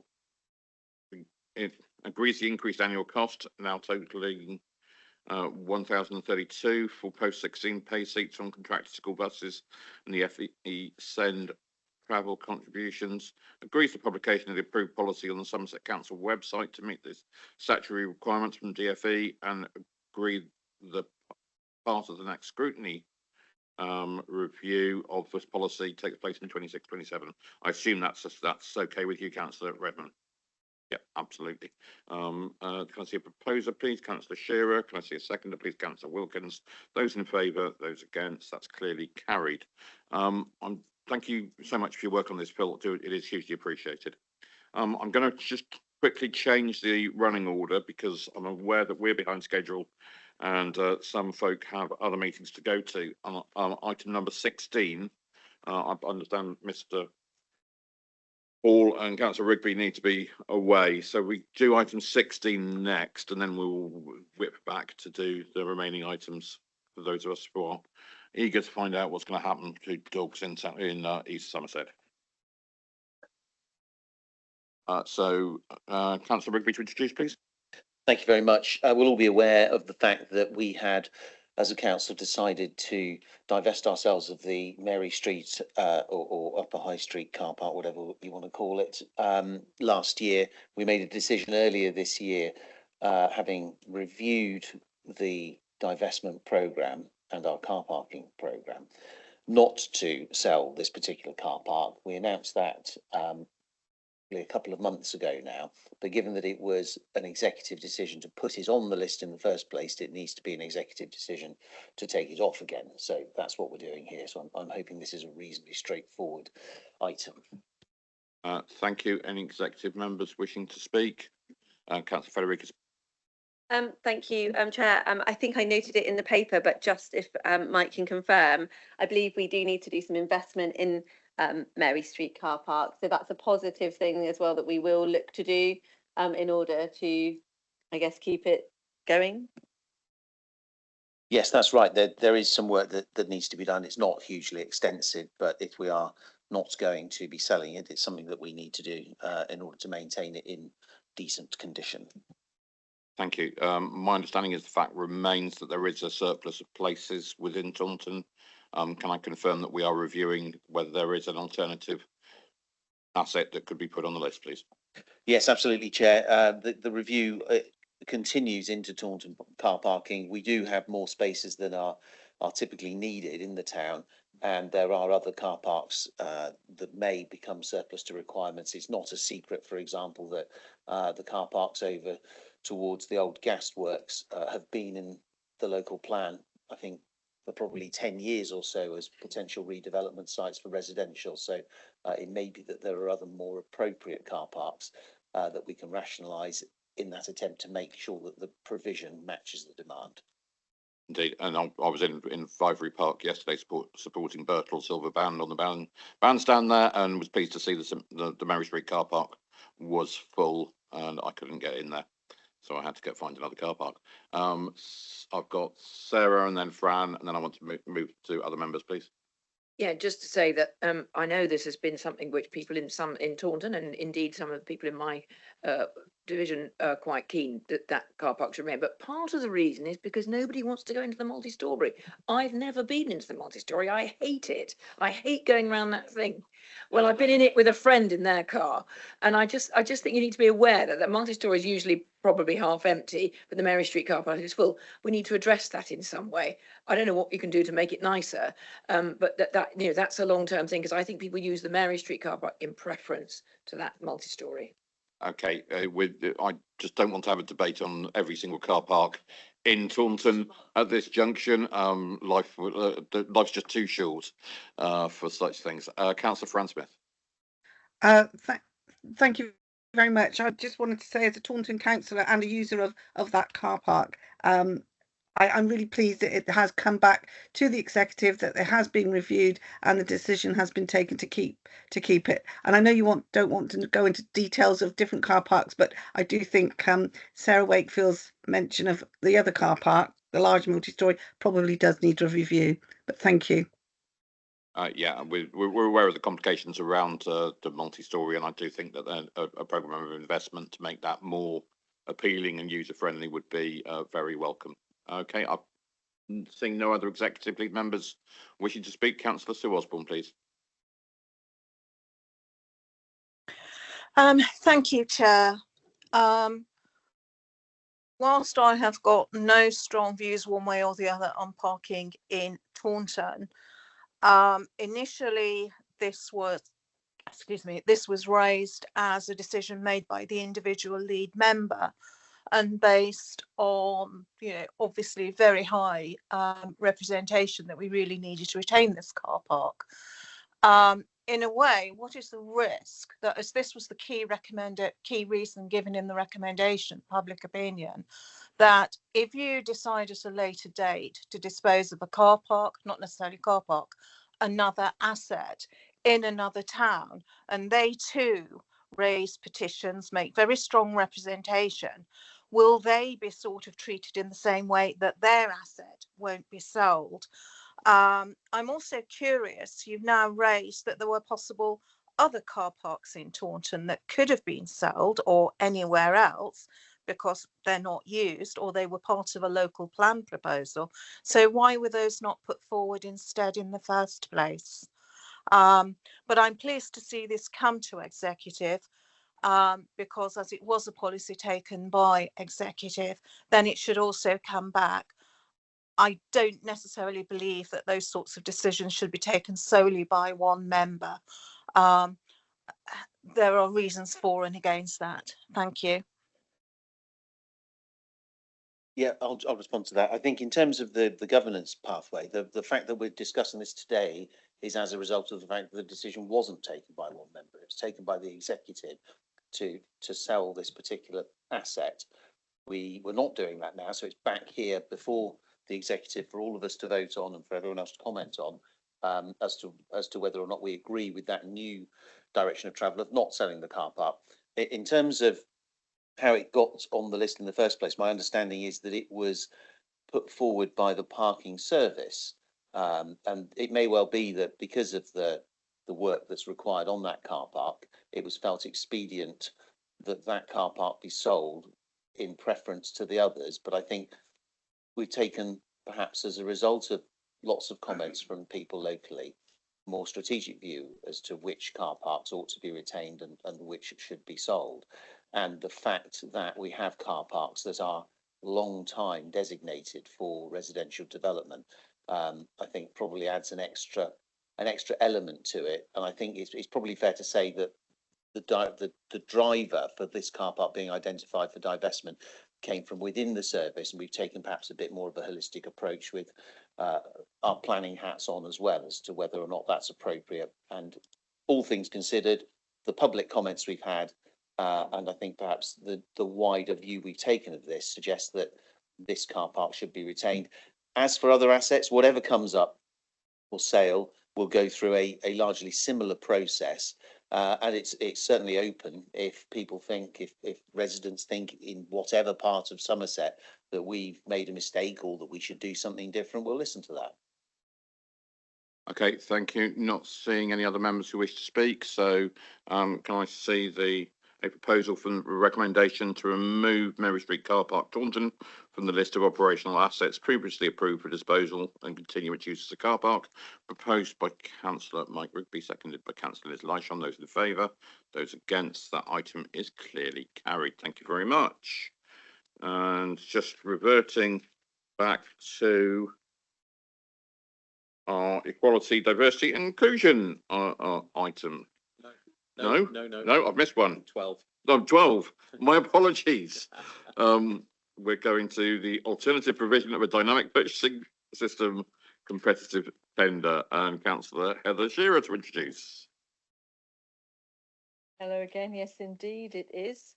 Just to introduce the paper, and Louise has come up to the desk, and she's been the author really of this paper in its entirety. Really, just to say, this is really introducing a framework, if you like. It's a new way of working. It's not about contracts, or it's enabling contracts. It's about a framework so that we've got a dynamic purchasing system to support those people who want to and are able to supply alternative or provision in education. So AP, alternative provision education, are for those children who really are challenged in attending mainstream schools, either through their particular learning difficulties or disabilities, or all kinds of circumstances that might make that hard for them. Very often they find themselves on part-time timetables, and some of their education is provided through an alternative provider, not in a school setting, but also supposedly, quite rightly, focusing on attainment and therapeutic inputs, so that they can get perhaps back into mainstream or achieve their best potential. So that's the alternative provision market that we're looking at. At the moment, we do have a directory for those organisations that offer that. Alternative provision can either be bought through ourselves as a council, or commissioned, if you like, through schools. This paper is focusing at the moment on what we do ourselves to procure it. And it's about, I think it's about £3 million last year we spent ourselves as a council on spot purchasing this kind of input for a child, often on a child-by-child basis. So we thought if we could have a framework which allowed us to go out to the market, have those providers come in and say, we'd like to do this, well, we are already doing this, we'd like to be part of your framework, we could do that quality assurance at that point of entry. So it's a much more up-to-date directory of quality, if you like. And then also allow us to do things like block booking. If we know we have 10 people needing this and 25 people needing that, we have an opportunity to go for a much more sensible and quality assured block purchasing, and that might save us money but also get us better outcomes. So that's really the point of this, I think, and it actually goes a long way, I think, towards addressing some of the issues and some of the requirements that are going to be put on us by the Children's Wellbeing and Schools Bill, that's exactly looking for a regularisation and a quality assurance around this alternative provision for, I think it's called flexible education, when children are not necessarily in mainstream, but we want to do this to make it better. It's coming to us because if it's successful, and we'd like it to be, we might be spending as much as £20 million across 4 years through this portal, if you like, or through this framework. And certainly in future, we'd definitely like the schools to be able to be involved in it as well. So that's just my kind of intro to it. What I've missed out, Louise can pick up and answer any questions, I'm sure. Thank Okay, you, Louise. Heather. Thank you, Chair. Yes, I think you've covered most of it, Heather. Thank you very much. I would just emphasise that this 3 million is the council spend currently on AP. We do want to bring the schools in eventually to be able to use that framework with us, and that will enable us to use block contracts more and make more savings as a result. You may know that the school's use of AP uses our high needs budget. So if we can make savings across the whole high needs budget from schools as well as from us, then that's greater savings for the council. I think that's it. Thank you. Thank you very much, Louise. Are there any comments or questions from members of the executive? Sarah? Just briefly, I'm assured by Mel, who's had to leave the meeting, that we use this already in adult social care. Yes. So it's something we are familiar with, just to make, it's not something completely new. It's just that it's new to children's, I think. That's my understanding too, thank you. And Mandy? Be very quick, Chair. I was a bit shocked that schools aren't already able to join it because I just assumed they would be able to. Surely that's something that needs to happen to allow our schools to access. I don't know why they can't now. And secondly, I thought this was becoming a slightly outmoded and outdated way of doing this kind of work. I thought there were other ways of doing it, and that they were moving on from dynamic purchasing elsewhere. Is that right? I might let our commissioning lead say whether we're moving away from dynamic purchasing. Thank you. We've moved away from frameworks to dynamic purchasing systems. So dynamic purchasing systems is what our colleagues in local authorities around us are doing at the moment. They're all setting up a similar thing to us. So the difference with dynamic purchasing is that it's an open list. Organisations can join it at any time. They can also leave at any time. So it's dynamic. People are coming in and out. So it flexes with the market. So as we develop the market and have more provision and more diversity in our provision, we can welcome those providers in. With a old-fashioned framework, you went out to tender for the list, you got a list of 20, you stuck at that for 4 years, and you didn't add to it for 4 years. Thank you very much. I'd love to go offline at some point to understand why schools cannot get onto it, but that's another conversation. I'm happy to answer that. So I think the reason in the paper it says that schools are not part of it is because there's nothing for them to be part of at this moment in time. So at the moment, there's no framework, there's no system. We're just spot purchasing to the level of £3 million. The idea is that we have a system, and therefore schools would be invited into that, but there's nothing for them to participate in at this moment in time. Hey, Councillor Redmond. Thank you, Chair. Thank you for this report. I think it's an exciting opportunity for us to go into, but just a couple of quick points. One is around social value. This talks about potential packages of different value, etc. But the need, I would like to be able to understand how within that the social value element comes back in. We've got lots of young people and lots of opportunities, lots of big companies that are coming in. How are we channeling social value to the best possible way? Secondly, in relation to, I'm trying to get my head around the different packages and how it would work, because it talks about a potential value up to £20 million during the period. And one would assume, and Louise, please shoot me down if I'm not correct, that the normal decision-making processes of a council will still apply, except that obviously depending on the value depends on who takes that decision. So that leads me to what oversight is there in the decision-making of this? Amelia, do you want to say that one? So at the moment, the way the decisions are being taken, we expect that to continue, is that there is an individual decision that goes through 3 stages of ratification before I make the final decision, where we would then contract for education otherwise than at school IOTAS, for example. So that decision-making process is always tied to the individual child and their education healthcare plan. That would continue, but at the moment, that's going out an individual contract with an individual provider. There's no framework or system around it, which is what Louise is proposing to bring in if this is agreed.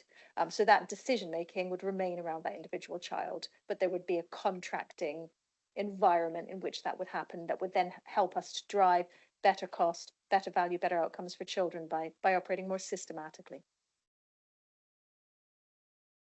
And your social value question, social value was part of the procurement for the DPS, for the dynamic purchasing system. So each organisation has set out what their social values are, and we will be including that as part of their performance monitoring as we go through the years. Just a quick comeback. So Amelia, sorry, this is a process that it obviously involves young people with varying needs, and is it a process that will be done with rather than done to? So the discussions around where a child would attend alternative provision are quite involved, and And at the moment, and this is where we get the difference between that 3 million and 20 million, some of those decisions will be happening with council officers, some of them will be happening directly between the school and that alternative provider. That's the lion's share of funding that's coming from high needs. So the individualised conversation is at the heart of it. The issue that we have at the moment is that that individualised conversation is then hitting a contracting environment which has no shape around it. It is whatever the provider charges, it's whatever the quality is that they have on offer. There's no way for us to shape that market. And the providers are up for that, but at the moment there's nothing for them to engage in. That's why the decisions come forward. Sorry, Bill, just to so forgive me, it was so hopefully the answer to my question was done with. But so end game, is there a right of appeal to that? So if a decision is taken around what a young person or how it would be applied, and if the parent or the young person isn't content with that, is there a right of appeal, or what is the appeal process? So there is a lot of right of appeal in the SEND space, and a parent who's not happy with a decision can take that through the council complaint system. They can take it to the ombudsman. They can take it to tribunal, and that does happen, as you know, as we're very aware. So there's an extensive right of appeal. The critical thing is that we achieve a system where there are fewer parents who feel that they need to appeal. So it is about the environment that everyone's working in, where it's absolutely about done with, finding something that is supported, that is right for that child, that's right for that family. So there's a lot of that's the wider transformation program is in that space.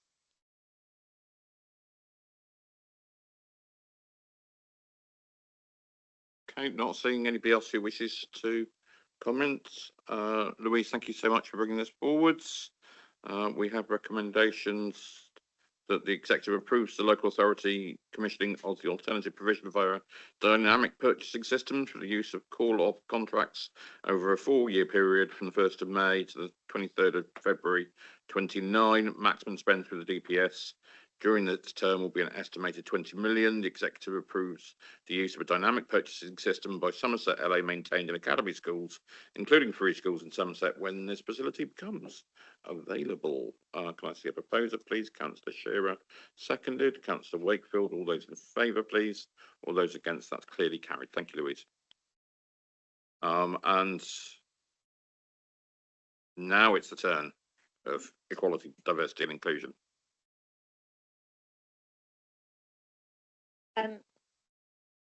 So morning, well, I've already spoken, but morning everyone. In relation to this paper I'm bringing forward, there's multiple different elements that make up the equality, diversity and inclusion paper that I'm bringing forward today. Firstly, want to thank Tom and Michelle for all their work on this.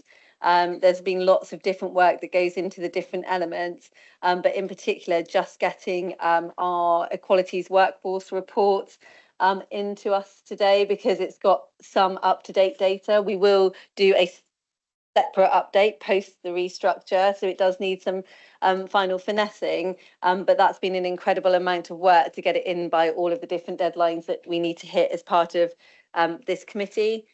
So the first element that I'm looking for approval today is in relation to the Somerset Equity Charter that's been developed alongside us and the voluntary community and faith and social enterprise sector. And that states a variety of different elements that we're looking to sign up to. We've then got our relationship with the police and the work that they are doing to tackle disproportionality within the police force. It's about us formally participating and contributing in that programme. Though you will note in the second recommendation that at the moment we're not agreeing to contribute to the £4,000 today. There is a delay on that whilst we have discussions with them as to what that exact money is going to be used for and how that brings benefits to us as an organisation. And then the final element of our report today is that workforce report.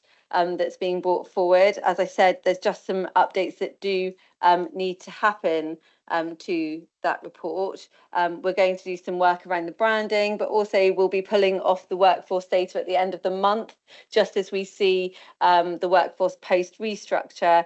And there'll also be a post restructure gender pay gap that's got to come forward. All of this just takes a little bit of time. There's a lot of complex data that goes into that needs to be analysed. So there are those updates that are required. And we've then got the 2 action plans that are here as the appendix, one, the race audit action plan, and then our disability confident action plan. But over to Tom and Michelle, if there's any in detail questions that anyone has. Okay, thank you, Federica. Anything to add, Tom or Michelle? Thank you, Chair. Thank you very much. So open to questions. Heather first. Hi, thank you, Fed, and thank you both for this. Excellent to see it as usual. As you can imagine, being mine and Fed's involvement with the Avon and Somerset Police, we're obviously going to be watching the. It's nice to see the tackling disproportionality bit being taken forward, and of course we're going to be asking questions in different forums on that. But a question I did have, and forgive me because I did read it quite quickly and I might have missed it, but I know a lot of good work has happened, certainly last summer, around the kind of community cohesion work, a lot of which had race at its base, let's say, and whether that is figuring in here and where that fits in with the charter and so on. Forgive me if I've missed it. I think that's really important. I think the other one, just as well, is in other rooms I've heard, and I do talk about it sometimes, is disability hate crime is the underreported and understood, as it were. And again, whether that's something that you feel is highlighted enough within this one. And then I just got a bit bamboozled between equality and equity because I'm not very bright. On occasion, equality was in a headline where it was equity, but just for clarity, it's the equity charter, isn't it? I just got a bit confused because it was differently in different bits of the papers. Thank you. Thank you, Heather. So 3 things that I'll come back to. So the first is in relation to the community work.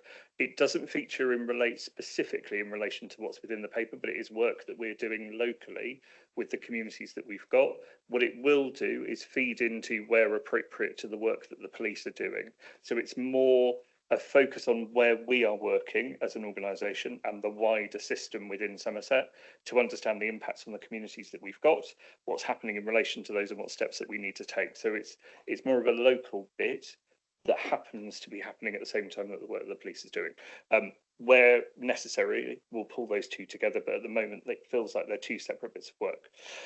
In relation to disability hate crime, absolutely. It is one of those areas where, especially where you broaden it into make crime, where it becomes a massively underreported area. We as an organisation did some work about 2 years ago, specifically on disability hate crime. It's the focus for Hate Crime Awareness Week this year. So it will also be something that we do again as part of that, is around the promotion, working with communities, engaging going forward. So absolutely. And yes, there is still work to do. The equity equality thing is delightful. Thank you. It's a lengthy conversation we had at the Somerset Equality Partnership before the no, absolutely, it's fine. Before where the charter got updated shortly, and you would have had one recently where it had an updated version come to you. That conversation was at length at the partnership, and the partnership is made up of us, but also other public sector partners, but also the voluntary sector network that sits within Somerset. And we had that debate around equity and equality, and which was right. And we sat on the equality is right for us where we are at the moment as a system. Our hope is that we're heading towards equity, and we'll be moving and working towards that. And also a little bit, the actions that sit and support it are the bit that we want to focus on. So yeah, thank you.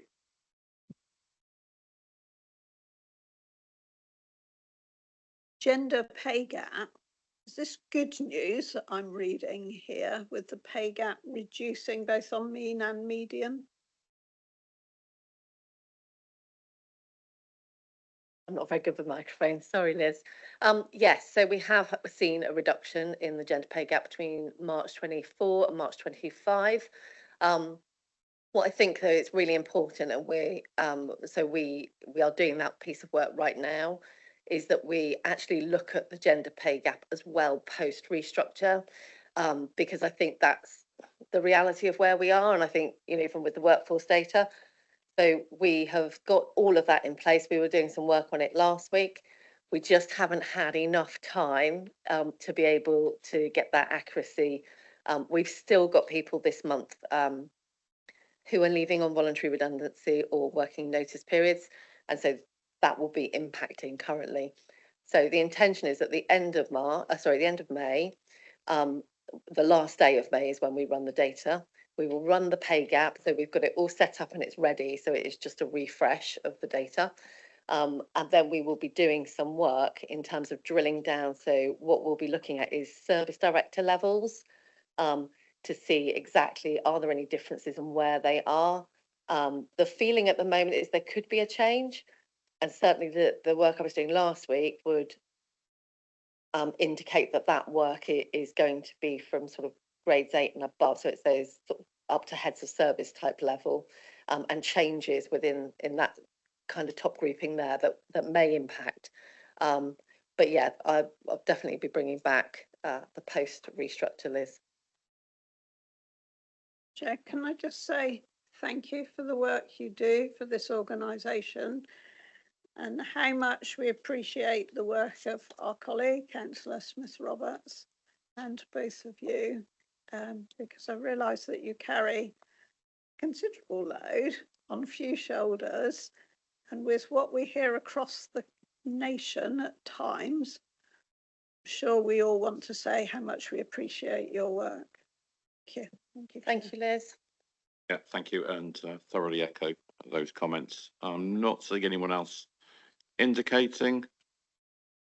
So if we can move on to the recommendations, that we are recommended to agree and endorse the council signing up to the Somerset Equity Charter, and executive are recommended to agree and endorse the council's approach to the Avon and Somerset Police Tackling Disproportionality Programme, to formally agree to participate and contribute to the Programme of Data and Insight Subgroup, delegate to the Head of Service Community Safety to sign the Memorandum of Understanding for Data and Insight on behalf of the council, to delay contributions of £4,000 to the programme for the community safety budget until the purpose of this contribution is clarified with a clear rationale and benefit to the council. This decision to be taken by Head of Service Community Safety in consultation with the relevant executive member.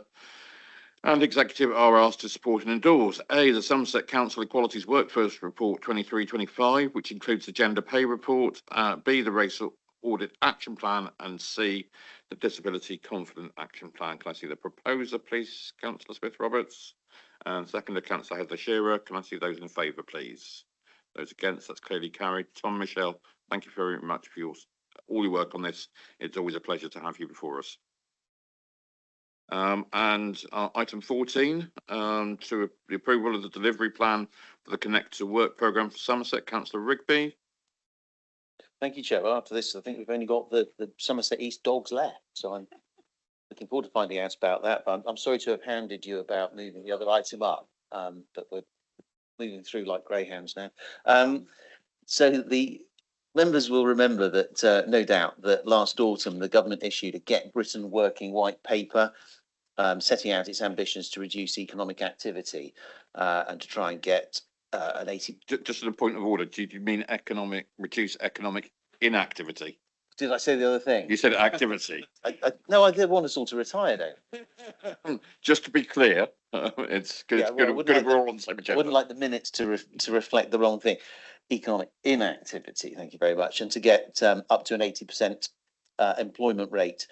In Somerset, it's only 58% of the working of the population is of working age, which is significantly lower than the England average of 63%. The Connect to Work scheme that we are now being asked to comment on is the first of the programmes that comes out of that white paper. And this report sets out the response that we will give to government on the paper as it exists so far. So that's what we're being asked to look at and to submit that feedback back to government. And I'd be fascinated to hear all of your comments on it.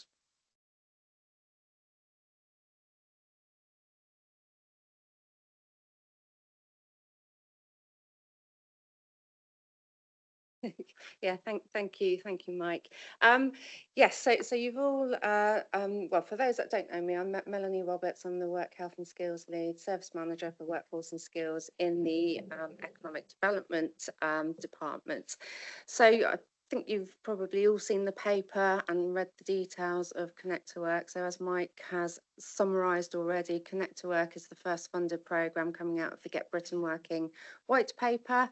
It is about reducing economic inactivity and getting people with long-term health conditions, disabilities and other complex barriers into work. So as Mike has already outlined, we've got 60,000, just over 60,000 individuals in Somerset who are economically inactive. Nearly 17,000 of those are inactive due to health conditions or disabilities. So the Connect to Work programme will be about supporting those individuals to move back into work. It will follow a fairly technical intensive supported employment model, either the individualised placement support, which will align with health services and those who are going through a health journey, or the supported employment quality framework, which will be aimed at those with complex needs such as learning disabilities or autism. So the paper sets out our intended approach to delivering Connect to Work across Somerset. We're going to deliver through a mix of in-house and externally commissioned activity. So in-house, we will manage the initial expression of interest and first point of contact from individuals, so we can assess their needs and make sure that they are signposted on the appropriate support to fully meet those needs. We will engage very closely with employers. Obviously, we need employers to be offering the work opportunities for individuals.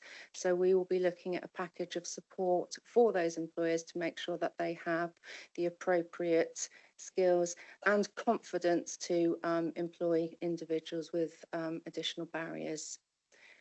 We will commission externally the delivery in the most part of the supported employment provision, and we will work very closely with our education team to provide that supported provision for young people across all of the cohorts who are eligible. So Appendix A in the paper lists out 12 cohorts of participants, so they have to be economically inactive with a disability, long-term health condition, or they have to come from one of the 12 disadvantaged groups of being an ex-offender, a carer or ex-carer, a homeless person, a veteran, a person with drug or alcohol dependencies, a young person or a person who has experienced care, a refugee, a person on the Ukrainian scheme, an Afghan resettler, a victim or survivor of domestic abuse, and or a young person who is identified as being involved in or at serious risk of violence.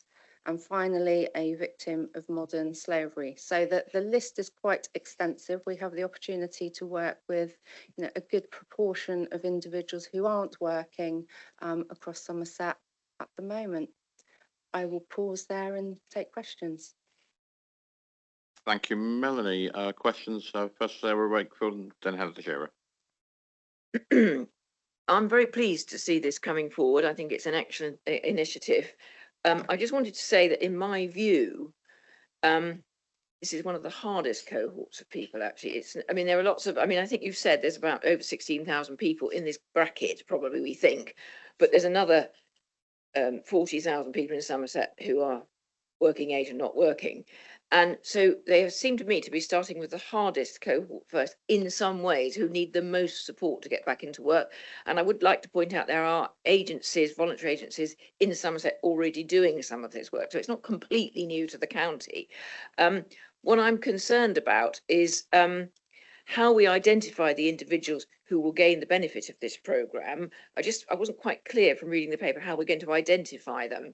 And I also wanted to say that we shouldn't underestimate the difficulties of finding jobs, keeping people in work and supporting them through that process. It's a really big thing to do.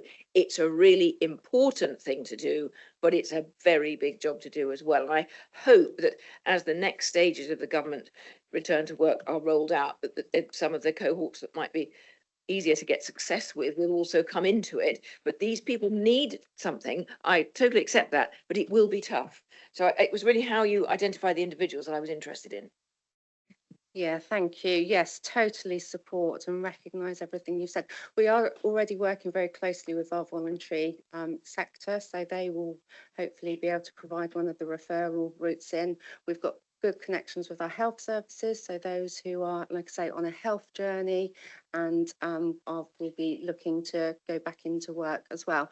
And yes, it is a very difficult group of individuals to target, and that's partly the reason why government are rolling this out through local authorities, because traditionally the individuals that will be targeting do not engage with the job centre, they do not engage with local services and so on. So we will need to make sure that we have a very complex or detailed communications plan in terms of how we get out to individuals. We're not going to be reliant on social media or online communications, because a lot of these individuals won't be, participating in that form of media. So we will, as I said at the outset, be working very closely with our community organisations and hope that we can raise interest, raise awareness of this programme through those routes. Thank you. Amelia, do you want to add to that answer? Thank you. So just specifically about one of the groups we know is hardest to bring into employment. Obviously, my team is delivering the supported internship programme. We know that if you reach a child with significant disabilities before a certain age, and there's a particular window when they're still relatively young, that they can then go on to sustained lifelong employment. And the success rate for supported internships is 80% permanent employment. So there is something about some of the groups that are hardest to reach about when you reach them, as well as identifying them early on in their educational career.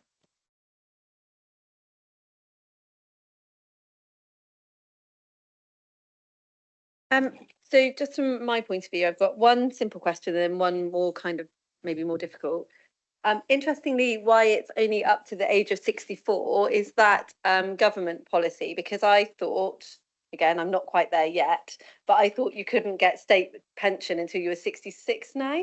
So that, so it's, they're elongating it. So we have like a whole kind of little bit there that where people aren't able to access this programme, or am I wrong in my understanding there in relation to pension age?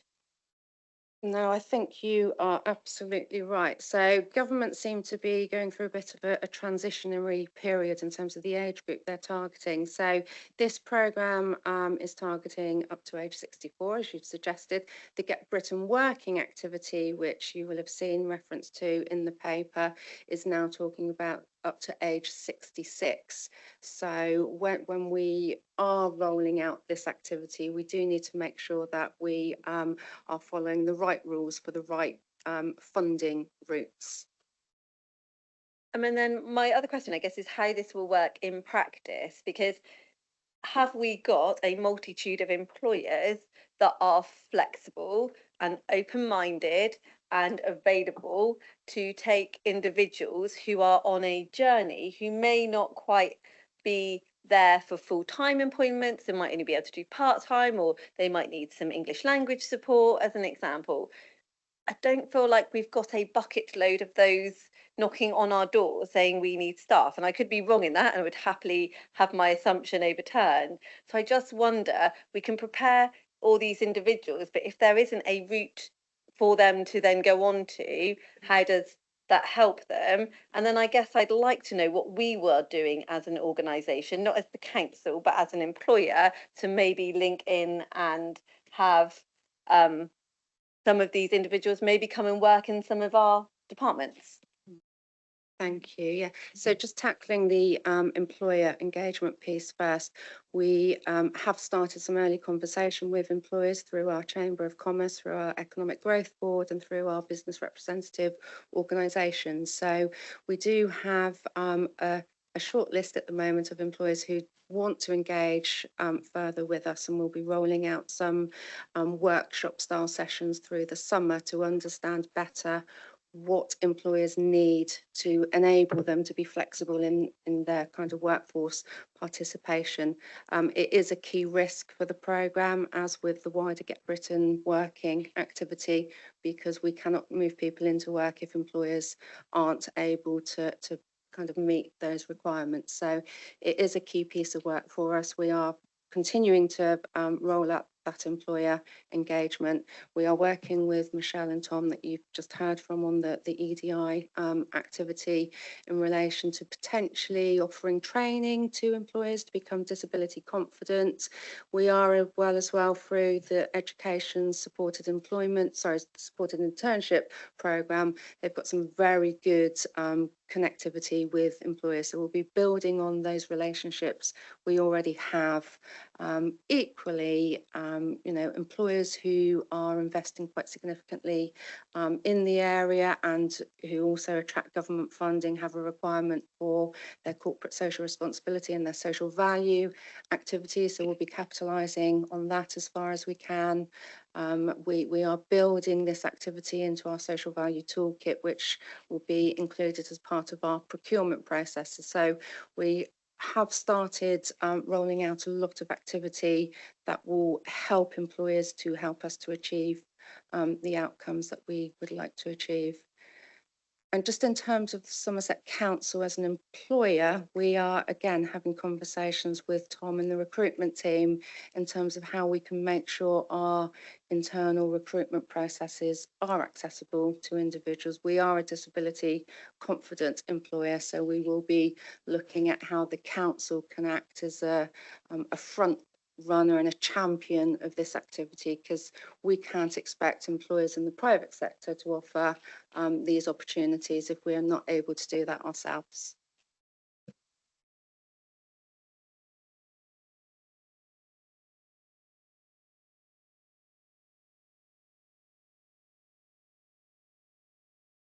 Sorry, apologies. There's another member briefing, so two lead members have just had to leave. I just had to double check we were still quorate, which I believe we are.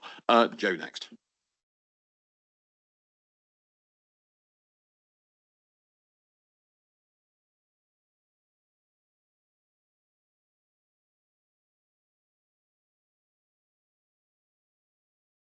Sorry, thank you.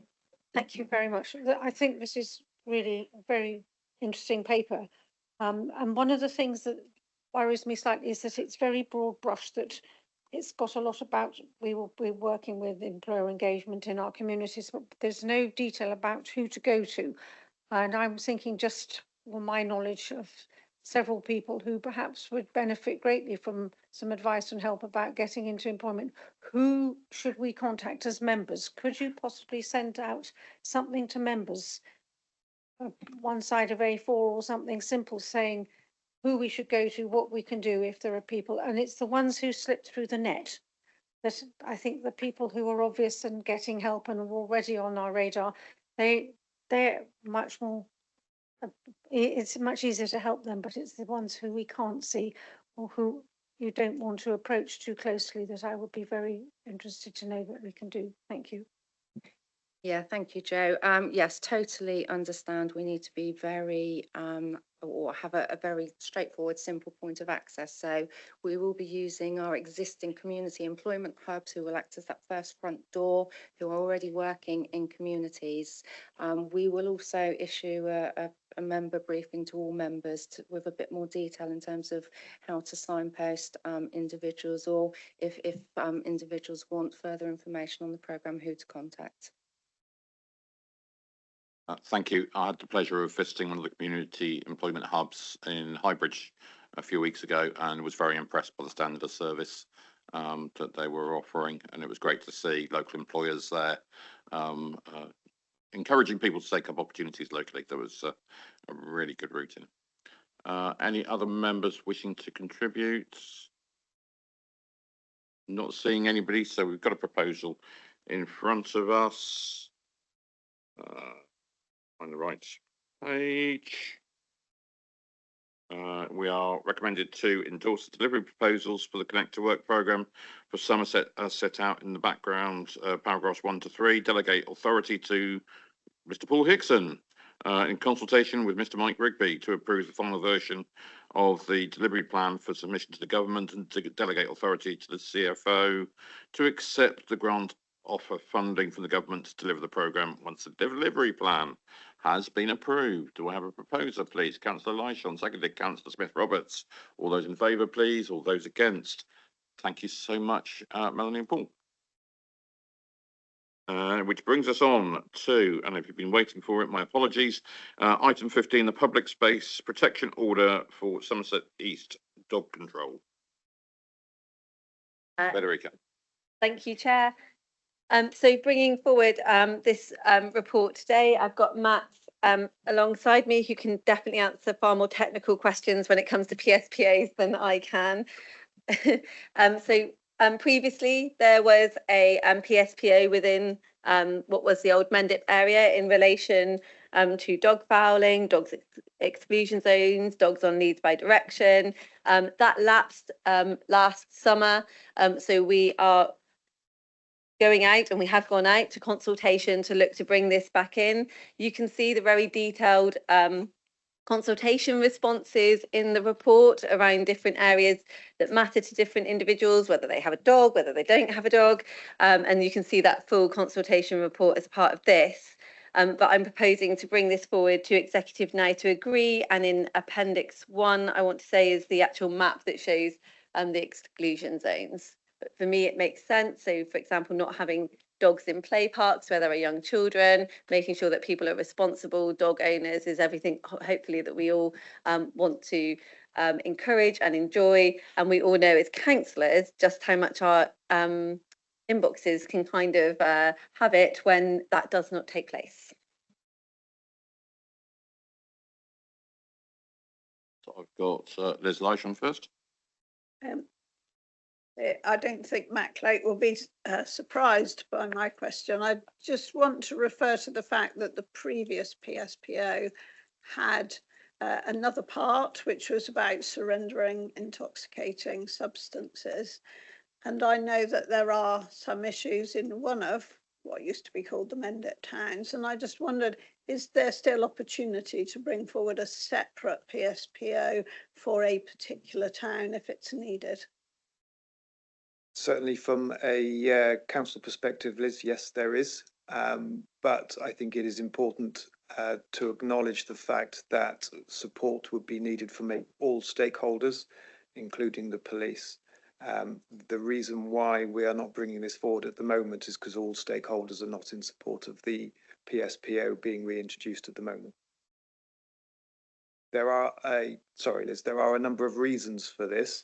Part of this was the criminal bill that was introduced in the previous government that gave police an opportunity to consult on their own PSPOs. But now that's not an option. There is certainly scope to table this as a method of prevention from intoxicating substance issues in that town. Yes. Just to be really clear, we are talking about dog control in East on the agenda item. So I do appreciate that it's got PSPO at the top, but if we can just focus on the agenda item, please. Not seeing any other lead members. Mandy. Thank you. Just a very quick question. Firstly, I welcome it. I think there is always a lot of friction between dog owners and those that are not. So I think this work sort of helps clarify the position for everybody. So just a couple of questions. I know when we did one in my area, it took a very long time to have it sealed. So once the decision had gone through here, there was several months before it came into play. So I think it's helpful to make that very clear. And then the signage took another considerable amount of time. I think we were looking like a year end to end. So my question is, one, when do these actually come into place and are enforceable? And I think it's helpful for the public to know and understand that. And secondly, as we roll forward, I think they only run for 3 years-ish. So will there be a rolling programme so that we can get the next one in place for all of these before this runs out? Thank you. To answer the first question, signage, we have a plan to not change the existing signage in the Mendip area. We're looking at an option whereby we can use a strong adhesive applied to rubber material that has the necessary information contained on it that we can apply to the existing PSPO signage. That's not going to work in all areas because there is town council land that we're incorporating within this PSPO that new signage will be required for, but large swathes of Somerset Council owned land will be covered by this new adhesive solution. Second question would be running concurrently PSPOs from 1 3-year period to the next. The plan is to consolidate all of them across Somerset into one PSPO for dog fouling offences for the next 3-year period, because they're all expiring around the same sort of time period. So yes, the idea is that we consolidate and run one PSPO for dog fouling offences for the whole of Somerset when the next extension is needed to be applied for. Wow, you're going to be busy. Just the second one's actually when they become enforceable, i.e. the ceiling, because it's not after the decision's made today, is it? I can't answer that question about ceiling. Duncan, can I leave that with you? You can't leave it with me, but I shall pass it to Alan if that's okay, Chair. Thank you, Chair. So once the decision is taken today, clearly there'll be a clear enforcement date that this would apply, and then part of that will be instructions from the service into legal with the required date associated with when that would need to come into fruition. I think for some of the reasons we discussed earlier in terms of resourcing and the activity within the service, that client instruction needs to be clearer moving forward. So the way that it will work in this instance is an instruction from Matt and his team into legal that clearly sets the decision has been taken and when this would need to be taken into account, and that would then be sealed normally within 3 weeks of that instruction being issued. It can be issued and sealed sooner if there is urgency provisions applied to that.